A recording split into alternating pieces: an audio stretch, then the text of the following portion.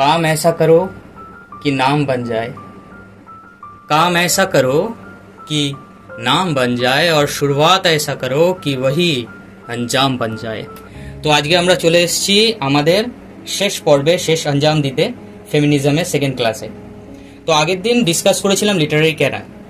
তো Literary Canon discuss করতে গিয়ে বলেছিলাম যে পরের দিন লিটারারি ক্যানন দেখাবো। লিটারারি ক্যাননে প্রথমে কারা ছিল, পরবর্তীকালে কারা হয়েছে।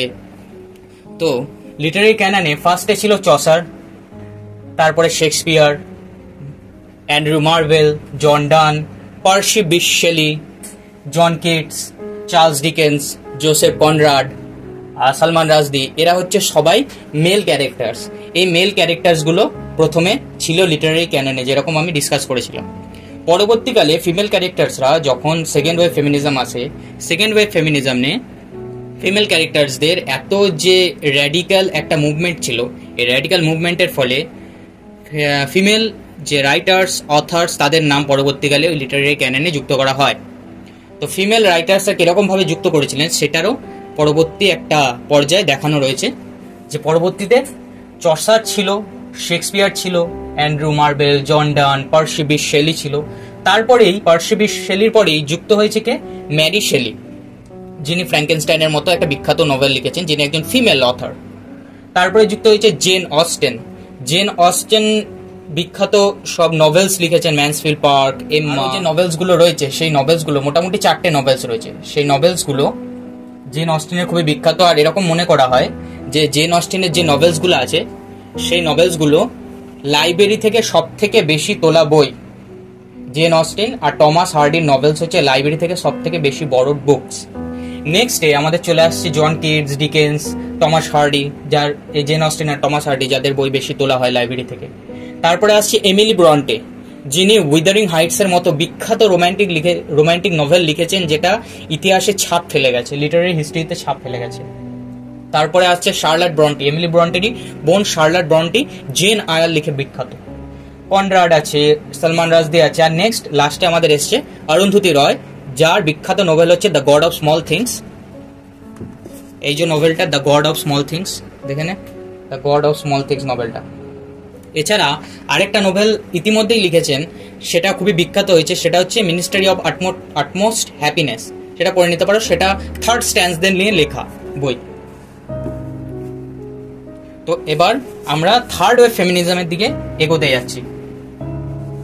থার্ড ওয়েভ ফেমিনিজম, প্রথমেই বলেছি যে থার্ড ওয়েভ ফেমিনিজম কিভাবে এসেছিল। থার্ড ওয়েভ ফেমিনিজম এসেছিল সেকেন্ড ওয়েভ ফেমিনিজম আর ফার্স্ট ওয়েভ ফেমিনিজম। এই দুটো ফেমিনিজম যখন অতটা নিজের ছাপ ফেলতে পারেনি, সেরকম ভাবে বলতে গেলে কিছু কিছু মিস্ট্রি ছিল, কিছু কিছু ভুল ছিল, তাদের মিস্টেক্স ছিল। মিস্ট্রি আর মিস্টেক্সের মাধ্যমে বিভিন্ন যে ফাঁকগুলো রয়ে গেছে ফার্স্ট ওয়েভ আর সেকেন্ড ওয়েভ ফেমিনিজমের, সে ফাঁকগুলোর দিকে ফিরে তাকিয়েছিল থার্ড ওয়েভ ফেমিনিজম। তাহলে থার্ড ওয়েভ ফেমিনিজমের বিখ্যাত কথা কি ছিল? Looking back to first wave and second wave feminism, যে ফিরে তাকানো। যেরকম ভাবে সেকেন্ড ওয়েভ ফেমিনিজমে টয়লেট সাগা বলা হয় Simone de Beauvoir the second sex বইটাকে, যেটা ফার্স্ট ওয়েভ আর সেকেন্ড ওয়েভ ফেমিনিজমকে মিলন ঘটিয়েছিল, সেরকমই যে সেকেন্ড ওয়েভ ফেমিনিজম আর থার্ড ওয়েভ ফেমিনিজম, এই দুটো ফেমিনিজমের টয়লাইট সাগা হচ্ছে ফ্রেঞ্চ ফেমিনিস্টরা। 3টে ফ্রেঞ্চ ফেমিনিস্ট আছে যারা সেকেন্ড ওয়েভ ফেমিনিজমকে থার্ড ওয়েভ ফেমিনিজম আরেকটু যে উচ্চ পর্যায়ে, সেই পর্যায়ে নিয়ে গেছিল। সেই 3টে ফেমিনিস্ট কারা? 3টে ফেমিনিস্ট হচ্ছে, ফার্স্ট হচ্ছে হেলেন সিজু,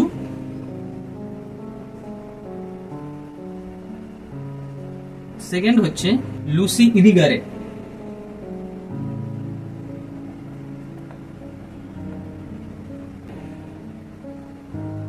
আর থার্ড হচ্ছে ইউলিয়া ক্রিস্তেভা।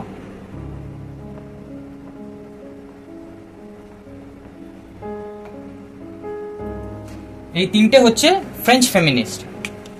তো এই 3টে ফ্রেঞ্চ ফেমিনিস্ট হচ্ছে হেলেন সিজু, উচ্চারণ ঠিক করবে, Lucy ইরিগারে R ইউলিয়া ক্রিস্তেভা।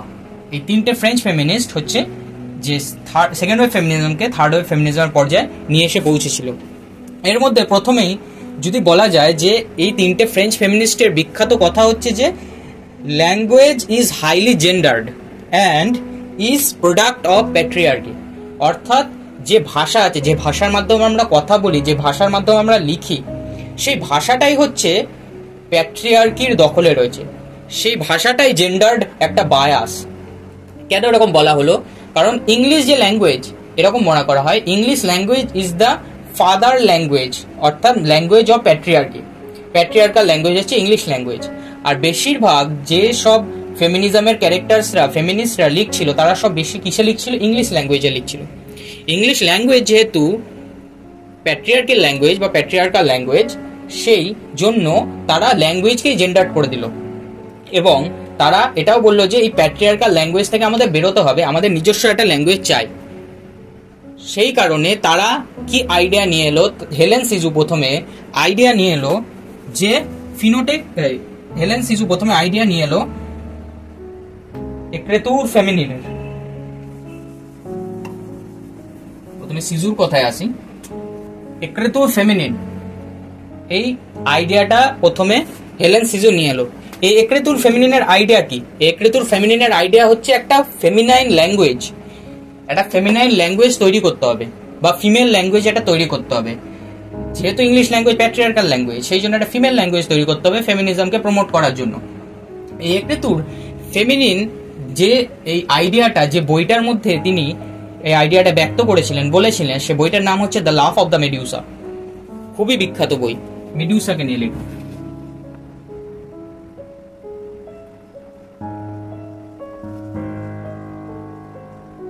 The love of the মেডিউসা, সেটা হয়েছিল 1976-এ। এই বইটা যখন লেখা হয় বা পাবলিশড হয়, এই কথাটার, এই যে দ্য লাভ অফ দ্য মেডিউসা, এই লাভ অফ দ্য মেডিউসার বইটার মধ্যেই তিনি আইডিয়াটা দিলেন কি? ফিমেল রাইটিং এর কথা, যে মহিলাদের নিজস্ব একটা ল্যাঙ্গুয়েজ চাই এবং সেই ল্যাঙ্গুয়েজে মহিলাদের নিজস্ব একটা রাইটিং প্রসেস চাই, তারা লিখবে সেই ল্যাঙ্গুয়েজে। তো এই লাভ অফ দ্য মেডিউসা 1976-এ যখন বইটা পাবলিশ হলো, এই বইটার মধ্যে যে এই যে একটা ভয়ঙ্কর রকমের আইডিয়া, যে ল্যাঙ্গুয়েজটা প্যাট্রিয়ার্কাল এবং ল্যাঙ্গুয়েজটাকে ফেমিনাইন করো, এই জন্য থার্ড ওয়েভ ফেমিনিজম স্টার্ট হলো। মেডিউসার কথা আমরা বেশিরভাগ জনেই জানি যে মেডিউসাকে দেখতে সবাই জানে যে মেডিউসার মাথার যে চুল আছে তাতে চুল নেই, সাপ রয়েছে, এবং সেই সাপের দিকে বা মেডিউসার দিকে কেউ যদি তাকায় তাহলে সে পাথরে পরিণত হয়ে যায়। মেডিউসা সারা জীবনে এরকম দেখতে ছিল না। মেডিউসা অপূর্ব সুন্দরী একজন কন্যা ছিল। সেই অপূর্ব সুন্দরী কন্যা ছিল অ্যাপোলোর ভক্ত, যে গ্রিক গড অ্যাপোলো, সে অ্যাপোলোর খুব ভক্ত ছিল। সে অ্যাপোলোর মন্দিরে যখন একদিন মেডিউসা পুজো দিচ্ছিল, তখন পিছন থেকে, নাম ভুলে গেছি, মাইট বি পোসাইডন পিছন থেকে এসেছিল, এবং পোসাইডন এসে মেডিউসাকে রেপ করে। এবং মেডিউসাকে রেপ করার জন্য অ্যাপোলোর মন্দিরেই মেডিউসাকে রেপ করে, যার ভক্ত সে ছিল। তো যখন মেডিউসা চিৎকার করছে, অ্যাপোলোকে হেল্পের জন্য ডাকছে, মেডিউসাকে হেল্প করতে অ্যাপোলো আসেনি, কারণ জিউস হচ্ছে গডেদের যে রাজা, কিং অফ গডস। তো সেই জন্য অ্যাপোলো জিউসকে ভয় পেয়ে আর মেডিউসাকে বাঁচাতে আসেনি। পরবর্তীকালে জিউস চলে যাওয়ার পরে মেডিউসা, পোসাইডন, ঠিকই বলেছিলাম, তাহলে পোসাইডন চলে যাওয়ার পরে তো মেডিউসা অ্যাপোলোর কাছে এরকম বলে যে তুমি আমাকে বাঁচাতে পারলে না, তাহলে তুমি আমাকে এতটাই কুৎসিত, এতটাই আগলি করে দাও যে যে কোনো মানুষ আমার দিকে যেন ঘৃণার চোখে তাকায়, আমার দিকে যেন তাকাই না। অ্যাপোলো তার এই একটা কথা রেখেছিল, কারণ তার বড় ভক্ত ছিল।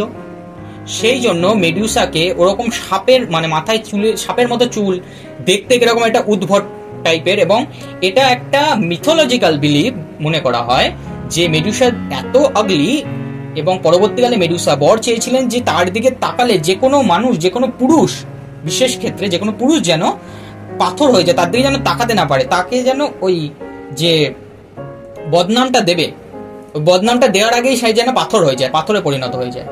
তো এই হচ্ছে মেডিউসার কাহিনী। তো এই কাহিনী থেকে প্রথমে যখন কাহিনীটা জানা ছিল না, মেডিউসাকে লোকে কি রকম চোখে দেখতো, যে মেডিউসা একজন আগলি ওম্যান এবং মেডিউসা হচ্ছে একটা ডেভিলিশ ওম্যান। সেই কারণে মেডিউসাকে লোকে পুজো করতো না, মেডিউসাকে লোকে ডাইনি চোখে দেখতো, যেটা বললাম, হয় দেবী দেখবে নয় ডাইনি দেখবে। পরবর্তীকালে যখন হেলেন সিজু এই গল্পটা আনলেন যে অ্যাকচুয়াল স্টোরিটা হচ্ছে এই, তখন বললেন যে মেডিউসার গল্প তো মেডিউসা লেখেনি, মেডিউসার গল্প লিখেছে অন্য একজন প্যাট্রিয়ার্কাল পার্সন, সেই জন্য মেডিউসাকে এরকম একটা উদ্ভট টাইপের দেখানো হয়েছে। তাই তিনি বইয়ের নাম রাখলেন কি, দ্য লাফ অফ দ্য মেডিউসা। যে ফিমেল যে রাইটিং, ফিমেল যে ল্যাঙ্গুয়েজ, সেইটাকে আমরা প্রায়োরিটি দেব, সেইটাকে নিয়ে আমরা কথা বলবো। কোনো প্যাট্রিয়ার্কাল সোসাইটি, কোনো প্যাট্রিয়ার্কাল ল্যাঙ্গুয়েজ যেন আমাদের ওপর ডমিনেট না করে।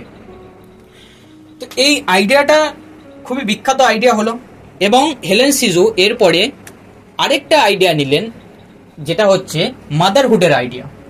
যেরকম ভাবে আমি প্রথমেই যখন ফ্রেডরিক অ্যাঙ্গেলস পড়াচ্ছিলাম তখন বলছিলাম যে কিভাবে কত সুন্দরভাবে মহিলারা ঘরের ভিতরে কাজ করবে আর পুরুষরা বাইরে কাজ করবে, এই যে একটা প্রিমিটিভ সোশ্যালিজমের আইডিয়া ছিল মিলিয়ে গুছিয়ে কাজ করায়, এই আইডিয়াটাকে কত সুন্দরভাবে প্যাট্রিয়ার্কাল সোসাইটি, প্যাট্রিয়ার্কি মহিলাদেরকে ডমিনেট করার কাজে লাগালো।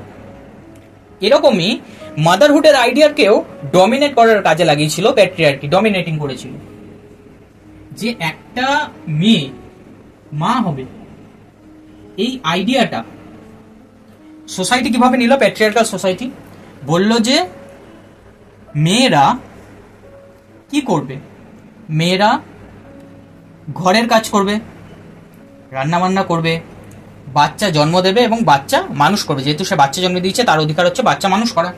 তো এইভাবে মেয়েদেরকে ঘর বন্ধ করে রাখা হলো, একটা গণ্ডির মধ্যে রেখে দেওয়া হলো। হেলেন সিজু বলছে একদমই নয়, মাদারহুড জিনিসটাকে আমাদের সেলিব্রেট করা উচিত। কারণ একটা পুরুষ কোনোদিনই মা হতে পারবে, বা মা হওয়ার যে ফিলিংস গুলো আছে সেটা স্যাড হতে পারে, সেটা হ্যাপি হতে পারে, সেটা পার্সন টু পার্সন ভেরিফাই করছে, পার্সন টু পার্সনের উপর নির্ভর করছে। কিন্তু যে মাদারহুডের আইডিয়া সেটা সেলিব্রেট করা উচিত। কারণ একটা পুরুষ সে ফিলিংসটা কোনোদিন পাবে না, সেই জিনিসটা কোনোদিন এক্সপিরিয়েন্স করতে পারবে না। একটা মেয়ে একমাত্র পারবে যে জেনারেশনকে আগে এগোতে, একটা মেয়ের মাধ্যমেই একটা বাচ্চা জন্ম হবে এবং জেনারেশন এগোবে। তো মাদারহুড জিনিসটাকে আমাদের সেলিব্রেট করা উচিত। এটাকে ডমিনেটিং ফিচার হিসেবে কোনোদিনই দেখো না। কোনো মেয়েদেরকে বলছে তখন, যেহেতু মেয়েদের মাথায় এই ইডিওলজিটা ঢুকে গেছে যে মাদারহুড জিনিসটা ডমিনেটিং ফিচার হিসেবেই রয়েছে, প্যাট্রিয়ার্কাল সোসাইটি আমাদের ডমিনেট করবে এবং এই জিনিসটা তো আমাদের করতেই হবে, আমাদের মা হতেই হবে। মা যদি না হতে পারে তাহলে সমাজে আমাদের কোনো সম্মান নেই, আমাদের কোনো রেসপেক্ট নেই।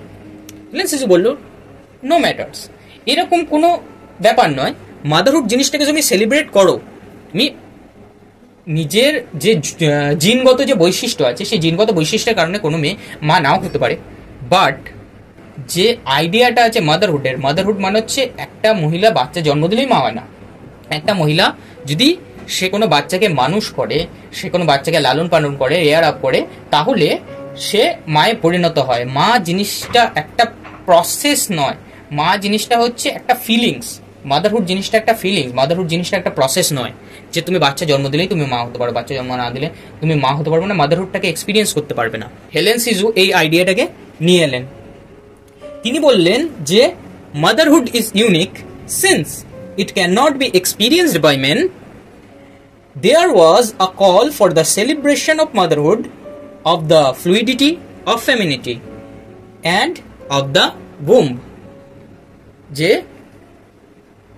এই যে আইডিয়াটা যে মাদারহুড কি, একটা মহিলা যদি মা হয়, বাচ্চা জন্ম দিল, তারপরে মহিলাটার শরীরে সার্টেন চেঞ্জেস আসে।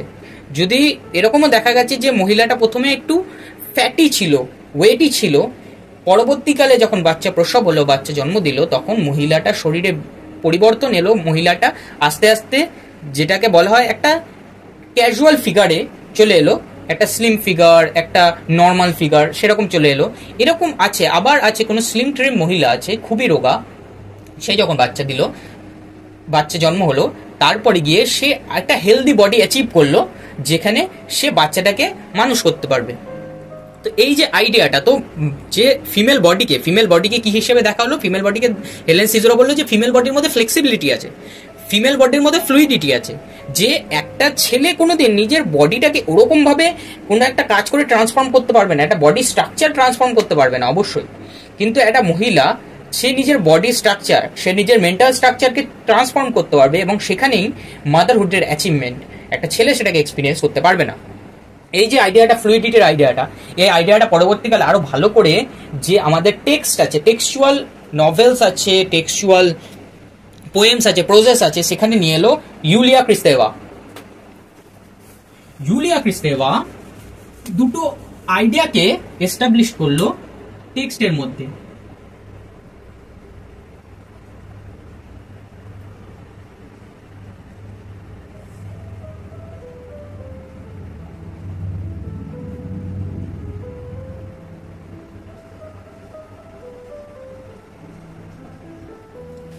দুটো আইডিয়াকে এস্টাবলিশ করলো ইউলিয়া ক্রিস্তেভা। ফার্স্ট হচ্ছে ফেনোটেক্সটের আইডিয়া বা ফিনোটেক্সটের আইডিয়া, আর সেকেন্ড হচ্ছে জিনোটেক্সটের আইডিয়া। ফিনোটেক্সট আর জিনোটেক্সট, এই দুটো আইডিয়াকে এস্টাবলিশ করলো। এই ফিনোটেক্সট হচ্ছে is a writing where the language is structured by the logic. তাহলে লজিক দিয়ে যখন স্ট্রাকচার হচ্ছে কোনো একটা রাইটিং, কোনো একটা টেক্সট, তাহলে লজিক কিসে আসে? প্রোজের মধ্যে আসে, গদ্যের মধ্যে আসে। তো যখন লজিক দিয়ে মানুষ ভাবছে লজিক্যাল টেক্সট হচ্ছে, তখন মনে করা হচ্ছে যে ফিনোটেক্সট যে জিনিসটা হচ্ছে প্যাট্রিয়ার্কাল টেক্সট, প্যাট্রিয়ার্কি বা মেল টেক্সট, যেটা শুধুমাত্র একটা অ্যাপারেন্ট ল্যাঙ্গুয়েজকে ইউজ করে কমিউনিকেশনের জন্য। এটা শুধুমাত্র লজিক দিয়ে বোঝায়, যুক্তি দিয়ে বোঝায় এবং কমিউনিকেট করে একটা মানুষের সঙ্গে অপর মানুষের। তো এটার মধ্যে কোনো ফিলিংস নেই, কারণ মাদারহুডে ফিলিংস থাকবে, মাদারহুডটাকে এক্সপিরিয়েন্স না করতে পারবে, তাই প্যাট্রিয়ার্কির মধ্যে ফিলিংস থাকবে না, মেল সোসাইটির মধ্যে ফিলিংস থাকবে না। যাই জন্য যখন মেলরা কি করছে, লজিক দিয়ে কথা বলে, তো মেলরা যেহেতু লজিক দিয়ে কথা বলছে, সেই জন্য ফিনোটেক্সট হচ্ছে লজিক্যাল টেক্সট বা মেল টেক্সট। আর জিনোটেক্সট, এই জিনো কথাটার মানেই হচ্ছে ফিমেল। তো জিনো বা গাইনি যে জিনিসটা, যেটা হচ্ছে ফিমেল, এইটা দিয়ে যখন টেক্সচুয়াল অ্যানালিসিস লেখা হচ্ছে, তখন বলা হচ্ছে যে এইটা হচ্ছে ফিলিংস দিয়ে চলবে জিনোটেক্সট। এটার মধ্যে কি থাকবে? ল্যাঙ্গুয়েজ অফ ওমেন থাকবে।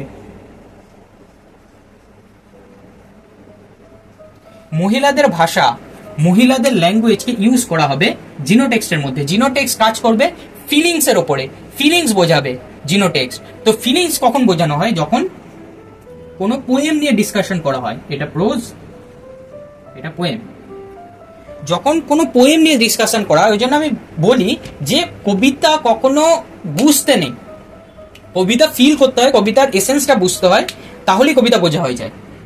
তো পোয়েম জিনিসটা হচ্ছে ফিলিং এর উপর চলে। পোয়েম জিনিসটাই তৈরি হয়েছিল ফিলিং এর জন্য।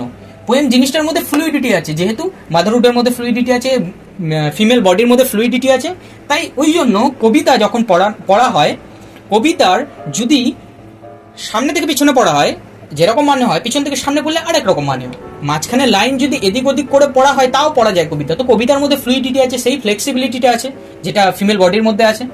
কিন্তু একটা প্রোজ, যদি তুই একটা লজিক্যাল কোনো গল্পকে উল্টো দিক থেকে সাজানোর চেষ্টা করিস, সেই লজিক্যাল গল্পটা খাটবে না, একদমই ধোপে টিকবে না। কারণ যদি এরকম মনে করা হয়, যেরকম নর্মাল লজিক্যাল একটা প্রসেসিং যেরকম ইংলিশ ল্যাঙ্গুয়েজে করা হয়, যে প্রথমে কি ওটা অরেঞ্জ জুস বানানো হলে প্রথমে দোকানে গিয়ে অরেঞ্জেস কেনো বাছাই করে, তারপরে ঘরে এনে সেগুলোকে ভালো করে ওয়াশ করো, ওয়াশ অফ করো, তারপরে সেগুলোকে পিল করো, এন্ড দেন সেগুলো কোয়া ছাড়াও দিয়ে সেগুলো জুসারে দিয়ে বানাও। এরপরে যেটা, সেটাকে যদি তুই উল্টো দিক থেকে করতে যাস, যে প্রথমেই কোয়া ছাড়াও, তো অরেঞ্জ কোথা থেকে এলো, কিসের কোয়া ছাড়াবো, অনেক কিছু জিনিসের আইডিয়া তোর খাটবে না, এস্টাবলিশড হবে না। তো লজিক্যাল টেক্সট, ওই জন্য প্রোজকে তুই এদিকে ওদিকে ভেঙে চুড়ে এদিক ওদিক করতে পারবি না, লজিক কিছু বোঝা যাবে না। কিন্তু একটা পোয়েমকে তুই ওপর থেকে নিচে বা নিচে থেকে ওপরে, সামনে থেকে পিছনে, পিছন থেকে সামনে, যে কোনো পোয়েমকে তুই পড়তে পারবি, যে কোনো পোয়েমকে ট্রাই করে দেখবি, সেই পোয়েমটা পড়া যাবে। তো জিনোটেক্সটের আইডিয়া হলো সেখানে যে যেহেতু এটা ল্যাঙ্গুয়েজ অফ ওমেন, ওমেনদের ল্যাঙ্গুয়েজ ফিলিংস নিয়ে কথা বলছে। আর সেকেন্ড হচ্ছে যে ফিনোটেক্সট, এটা লজিক নিয়ে কথা বলছে, তাই এটা প্রোজ আর এটা পোয়েম, এটা মেল ল্যাঙ্গুয়েজ, এটা ফিমেল ল্যাঙ্গুয়েজ বা ওমেনলি ল্যাঙ্গুয়েজ। নেক্সট যে third wave feminism, third wave feminism actual started হলো, এটা তো টুয়াইলাইট সাগা ছিল যেটা দুটোকে মিলন ঘটালো, আর অ্যাকচুয়াল যেটা দিয়ে স্টার্ট হলো থার্ড ওয়েভ ফেমিনিজম, সেটা হলো অ্যালিস জার্ডিন।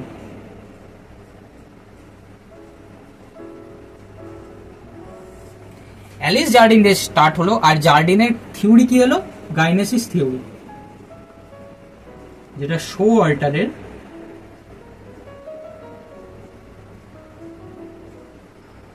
গাইনোক্রিটিসিজম থিওরি আমরা পড়েছিলাম। শো আল্টারের যে গাইনোক্রিটিসিজম থিওরি আমরা পড়েছিলাম, সেই থিওরির মানে আইডিয়া থেকে আরেকটু আপার লেভেলে গিয়ে, আরেকটু উঁচু লেভেলে গিয়ে গাইনেসিস থিওরিটা তৈরি করলো কে অ্যালিস জার্ডিন। আর এই গাইনেসিস থিওরির মাধ্যমে Alice Jardine actually third wave feminism start করলো, বিগিন করলো। এই গাইনেসিস থিওরিটা কি? গাইনেসিস থিওরির গাইনে মানে হচ্ছে ফিমেল বা ওমেন। আর এই গাইনেসিস থিওরির মধ্যে বলছে যে গাইনোক্রিটিসিজম, যে শোয়াল্টারের যে গাইনোক্রিটিসিজম থিওরি, সেই গাইনোক্রিটিসিজম থিওরির মধ্যে অ্যাকচুয়ালি ফিমেলকে সেন্টারে রাখা হয়েছে। গাইনোক্রিটিসিজম থিওরির মধ্যে ফিমেলকে সেন্টারে রাখা হয়েছে, সেটা একদমই ভুল। আমি আগে প্রথম ক্লাসে ফার্স্ট স্পিচেই বলেছি যে female is more capable than a man, it is not correct in feminism. তো ফিমেলকে একেবারে সেন্টারে ঢুকিয়ে দিয়েছে। তো ফিমেল যে অথরিটিটা, সেই অথরিটিটা বেশি থাকবে মেলদের থেকে, এটা কারেক্ট নয়। তাই জন্য অ্যালিস জার্ডেন বলছে যে এই জিনিসটা নয়, ফিমেলরা মেলদের সঙ্গে একটা সংঘবদ্ধভাবে থাকবে, একটা কিরকম বলবো তোর কোরিলেশনে থাকবে। এরকম ভাবে তিনি দুটো আইডিয়া দিলেন। সেই আইডিয়ার মধ্যে আমরা যেরকম ভাবে আজকে টেক্সটকে পড়ি, সেই টেক্সচুয়াল অ্যানালিসিস গুলোকে ভালো বোঝা যায়। দুটো আইডিয়া কি কি দিলেন? ফার্স্ট আইডিয়া তিনি দিলেন ওই গাইনেসিস নভেলের মধ্যে, গাইনেসিস লিখেছিলেন তিনি 1985-এ পাবলিশ হয়েছিল এই গাইনেসিসটা 1985। আর এই গাইনেসিস থিওরির মধ্যে তিনি নিয়ে এলেন textuality of the sex, textuality of the সেক্সের আইডিয়া গাইনোক্রিটিসিজমের মধ্যে নিয়ে এলেন।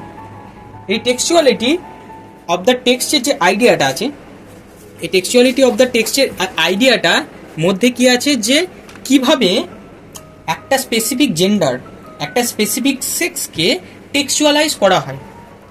যেমন যে ওমেন সেক্স, যে মহিলা আছে, যে জেন্ডার আছে, সেই মহিলাদেরকে দেখা হয় কিরকম ভাবে প্রত্যেকটা টেক্সটের মধ্যে। যেভাবে আমরা সেক্সুয়ালিটি অফ দ্য টেক্সটের আইডিয়া এনেছিলাম, সেক্সুয়ালিটি অফ দ্য টেক্সট মানে কি, মানে একটা টেক্সট সেটা কি মহিলাদের লেখা না, সেটা পুরুষদের লেখা, অর্থাৎ কোন সেক্স লিখেছে সেই টেক্সটটাকে। তো সেইটা হচ্ছে সেক্সুয়ালিটি অফ দ্য টেক্সট। ইনি এক ধাপ ওপরে গিয়ে বলছেন টেক্সচুয়ালিটি অফ দ্য সেক্সটাকেও দেখো। সেক্সুয়ালিটি অফ দ্য টেক্সটটাকে যখন দেখছো, অর্থাৎ একটা টেক্সটের মধ্যে কিভাবে সেক্সকে ইনক্লুড করা হয়। টেক্সটের মধ্যে যে দুটো স্পেসিফিক জিনিস থাকে, যে দুটো স্পেসিফিক জিনিস একটা টেক্সটকে চালনা করে, ড্রাইভিং পয়েন্ট হিসেবে কাজ করে, সেটা হচ্ছে একটা কি স্পেস আর একটা টাইম। যে একটা গল্প কোন স্পেসে কোন প্লটে চলছে আর তার টাইমটা কেমন, তার ক্রোনোলজিটা কেমন, এই স্পেস আর টাইম, এই টাইমটাকে তিনি বললেন টেকনে। টাইমটাকে তিনি টেকনে দিয়ে দিলেন নাম, আর স্পেসটাকে তিনি দিয়ে দিলেন ফিজিক্স। তিনি টেকনে আর ফিজিক্স নিয়ে কথা বলতে গিয়ে তিনি বলছেন যে basically text is governed by chronology and space is usually suppressed, not explored. অর্থাৎ একটা টেক্সট যখন আমরা পড়ি, সাধারণত একটা টেক্সট কিসের ওপর ফোকাস করে? টাইমের ওপর। প্রথমে এই 1935-এ এই হলো, তারপর 1936-এর এই মাসে এই হলো, তারপরের মাসে এই হলো, তারপরের মাসে, এরকম ভাবে time time time time time জাম্পে চলে একটা টেক্সট। পরপর কি হচ্ছে, পরপর কি হচ্ছে, সেটা টাইমের উপর নির্ভর করছে। তো এই টেক্সট যে ক্রোনোলজিক্যাল একটা টাইমের উপর নির্ভর করছে, আর স্পেসটা এক্সপ্লোর হচ্ছে না। মানে তুমি 1935 সালে ফ্রান্সে ছিলে, 1936-এ তুমি ফ্রান্স থেকে ইটালি গেছো, তুমি ইটালি থেকে পরবর্তী আবার স্পেনে চলে গেলে, সেখান থেকে ইন্ডিয়া এলে, সেখান থেকে আবার ব্রাজিল চলে গেলে। এই যে স্পেসটা, যে প্রথমে ফ্রান্সে ছিল, তারপরে ইটালি, তারপরে স্পেন, তারপরে ইন্ডিয়া, তারপরে ব্রাজিল, যে কোন জায়গার মধ্যে তুমি কোন স্পেসের মধ্যে কাজটা করছো, সেই স্পেসে স্পেসিফিক যে কাজটা আছে সেটা ভ্যালুয়েবল কিনা, সেটা ম্যাটার করে কিনা, সেটা লজিক্যাল কিনা, সেইটা আনএক্সপ্লোর থাকছে, সেইটাকে এক্সপ্লোর করা হচ্ছে না, শুধু টাইমের ওপরে। আচ্ছা এরপরে এই হলো, ওর পরে ওই হলো, এরকম ভাবে চলছে একটা টেক্সট। তো এই যে স্পেস জিনিসটাকে অ্যালিস জার্ডিন বলছে একটা subconscious mind of the text.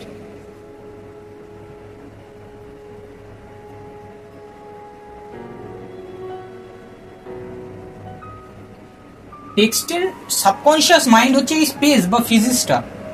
তো এই সাবকনশিয়াস মাইন্ড যেরকম ভাবে একটা কনসিয়াস মাইন্ডের ভিতরে সাবকনশিয়াস মাইন্ড লুকিয়ে থাকে, যেমন যখন আমরা জেগে থাকি তখন আমরা একটা জ্ঞানে থাকি যে এই কাজটা আমার করা উচিত নয়, আমার আসল চরিত্রটা বেরিয়ে যাবে। এরকম অনেক মানুষ থাকে নিজের কাজকে জ্ঞানে জানে যে কি করছে কি না করছে। সেকেন্ডলি, যখন আমরা ঘুমিয়ে যাই বা যখন আমরা অজ্ঞান অবস্থায় থাকি তখন আমাদের কনসিয়াস মাইন্ড কাজ করে না, আমাদের তখন হয় সাবকনসিয়াস মাইন্ড, যেটার মধ্যে অ্যাকচুয়ালি আমাদের ক্যারেক্টারিস্টিক্স লুকিয়ে থাকে। আমরা কি রকম, আমাদের মনের ভিতরে কি সাপ্রেসড ডিজায়ার্স গুলো আছে সেগুলো আমাদের সাবকনসিয়াস আর আনকনসিয়াস মাইন্ডের মধ্যে লুকিয়ে থাকে। সেই সাবকনসিয়াস মাইন্ডটাকে আমরা এক্সপ্লোর করি না, আমরা বেশি ফোকাস দিই কনসিয়াস মাইন্ডের প্রতি। তো সেইটাকেই টেক্সটের মধ্যে অ্যালিস জার্ডিন বলছে এটা হচ্ছে সাবকনসিয়াস মাইন্ড, যে স্পেসটা আছে সেটার উপর ফোকাস দেওয়া হয় না, লাইমলাইট ফেলা হয় না। লাইমলাইট ফেলা হয় টাইমের ওপর বা টেকনের ওপর, যেটা কনসিয়াস মাইন্ড অ্যাকচুয়ালি। তো এই সাবকনসিয়াস মাইন্ডটাকেই তিনি ইন্টারকানেক্টেড করছেন, যে এই সাবকনসিয়াস মাইন্ডটাই অ্যাকচুয়ালি হচ্ছে সাবটেক্সট, যেটাকে আমরা এক্সপ্লোর করি না। অর্থাৎ সাবটেক্সট পড়তে গিয়ে যদি জোসেফ কনরাডের হার্ট অফ ডার্কনেস, যেটা বিখ্যাত নোবেল, সেটা পড়া হয়, একটা সাধারণ গল্প যে একটা লোক আফ্রিকার কঙ্গো বেসিনে গেছে, সেখানে গিয়ে একটা লোককে খুঁজছে এবং সেই লোকটাকে খুঁজে এনে বাড়ি নিয়ে যাবে। তো এটা হচ্ছে টেক্সট, এটা হচ্ছে প্লট ওপরের। কিন্তু সাবটেক্সট হচ্ছে ওর ভিতরে কি কি থিওরিজ আছে, কি কি আইডিয়াজ আছে। যেমন ওখানে পোস্ট কলোনিয়ালিজমের আইডিয়া আছে, ওখানে হোমিকে ভাবার মিমিক্রির আইডিয়া আছে, ওখানে ফেমিনিজমের আইডিয়া আছে, ওখানে রেসিজমের আইডিয়া আছে। তো এই যে বিভিন্ন আইডিয়াসগুলো সেগুলো সাবটেক্সট। যেমন রিসেন্টলি মুলকরাজ আনন্দের আনটাচেবলটা রিপিটেশনে পড়তে গিয়ে আমি খুঁজে পেয়েছি যে সে আনটাচেবলের মধ্যে একটা শুধুমাত্র আনটাচেবল কলোনির কথা বলছে না, সেখানে ফেমিনিজমের কনসেপ্ট আছে, সেখানে পোস্ট কলোনিয়ালিজমের কনসেপ্ট আছে, সেখানে কাস্টিজমের কনসেপ্ট আছে, ইভেন সেখানে ফিলোলজি বা হচ্ছে ফিলোসফি সেগুলোর কনসেপ্ট সেখানে লুকিয়ে আছে, অনেক গভীরভাবে লুকিয়ে আছে।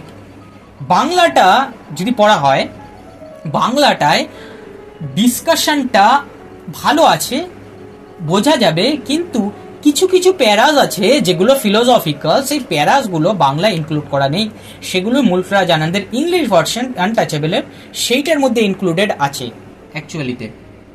তো ওগুলোই হচ্ছে একটা টেক্সটের মধ্যে যে বিভিন্ন আইডিয়াস লুকিয়ে থাকে, সেই আইডিয়াসগুলোই হচ্ছে সাবটেক্সট, যেগুলোকে এক্সপ্লোর করা হয় না, যেগুলো আনএক্সপ্লোরড থাকে। তো প্রথমবার ক্রিটিক্যাল অ্যানালিসিস এর আইডিয়া দেওয়া হলো, যে একটা টেক্সটকে পড়ার আইডিয়া, প্রথমবার তো নয়, একটা থার্ড ওয়েভ ফেমিনিজমে প্রথমবার টেক্সটকে পড়ার আইডিয়া একটা ওমেন পয়েন্ট অফ ভিউতে দেওয়া হলো কি, যে সবসময় টেক্সট ওপরের টেক্সটটাকে পড়তে যাব না, ভিতরের যে সাবটেক্সট আছে সেই সাবটেক্সটটাকে নজর দেব এবং তার ভিতরে কি কি আইডিয়াস লুকিয়ে থাকে সেই আইডিয়াসগুলোর উপরে নজর রাখবো। তো উনি বলছেন subtext becomes more important than the text itself, টেক্সটের থেকে সাবটেক্সট বেশি ইম্পর্টেন্ট হয়ে যাচ্ছে। নেক্সট এলেন আমাদের মার্কসিস্ট ফেমিনিস্ট।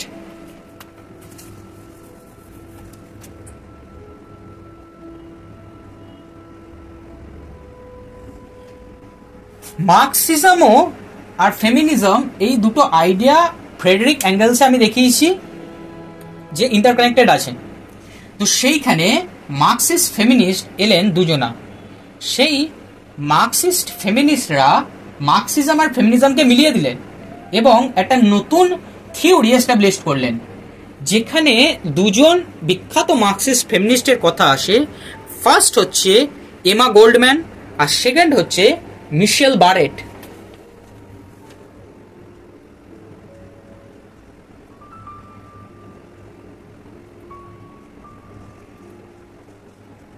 এমা গোল্ডম্যান আর মিশেল বারেট এই দুজন হচ্ছে মার্কসিস্ট ফেমিনিস্ট। এই দুজন নিয়ে এলেন কি, মার্কসিজমে আমরা সাধারণত কি নিয়ে ডিসকাশন করি, ক্লাস, যে একটা উচ্চবর্ণের ক্লাস শ্রেণী আছে, একটা নিম্নবর্ণের শ্রেণী আছে, আর একটা মধ্যবিত্ত শ্রেণী আছে যেটা মাঝখানে থাকে নিম্নবর্ণের, আর একবারে নিচে দলিত আছে। তো তারা এই যে ক্লাস যে আইডিয়াটা, ক্লাস ডিস্টিংশন যে আইডিয়া আছে, সেই ক্লাস ডিস্টিংশনটাকে নিয়ে এলেন ফেমিনিজমের মধ্যে।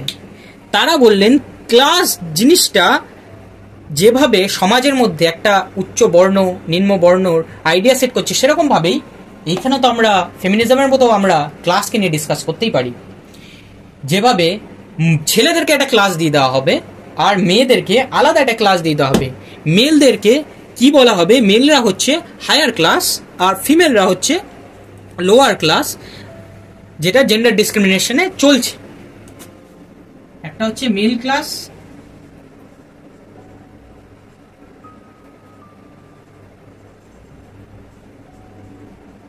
এটা হচ্ছে ফিমেল ক্লাস। মেল ক্লাস আর ফিমেল ক্লাস এই দুটো ক্লাসে ডিস্টিংটিফাই হয়ে যাচ্ছে, আলাদা হয়ে যাচ্ছে, ডিস্টিংশন হয়ে যাচ্ছে। একটা ডিসক্রিমিনেশন তৈরি হচ্ছে জেন্ডারের মধ্যে, যে মেলরা যে যে জিনিসগুলো করতে পারে ফিমেলদের সেগুলো অধিকার নেই। তো মেলরা বেশি এবেল ফিমেলদের থেকে কিসে, বেশি অপরচুনিটিস পাওয়ার ক্ষেত্রে। সেই কারণে যেরকম ভাবে একটা সোসাইটির মধ্যে একটা আপার ক্লাস মানুষ বেশি অপরচুনিটি পায় একটা লোয়ার ক্লাস মানুষের থেকে, সেরকমই মেল ক্লাস বেশি অপরচুনিটি পাচ্ছে, তাই মেল ক্লাস হচ্ছে উচ্চবর্ণ হায়ার ক্লাস, আর ফিমেল ক্লাস বেশি অপরচুনিটি পাচ্ছে না, তাইলে ফিমেল ক্লাস হচ্ছে ডমিনেটিং ক্লাস, ডমিনেটেড ক্লাস। যারা ডমিনেটেড হচ্ছে মেল ক্লাস দ্বারা, অর্থাৎ নিম্ন লোয়ার ক্লাসের মানুষজন ফিমেল ক্লাস। তিনি এই আইডিয়াটা নিয়ে এলেন, তারা দুজনেই আইডিয়াটা নিয়ে এলেন এবং তারা এই কোটেশনটা দিলেন যে women as a biological class.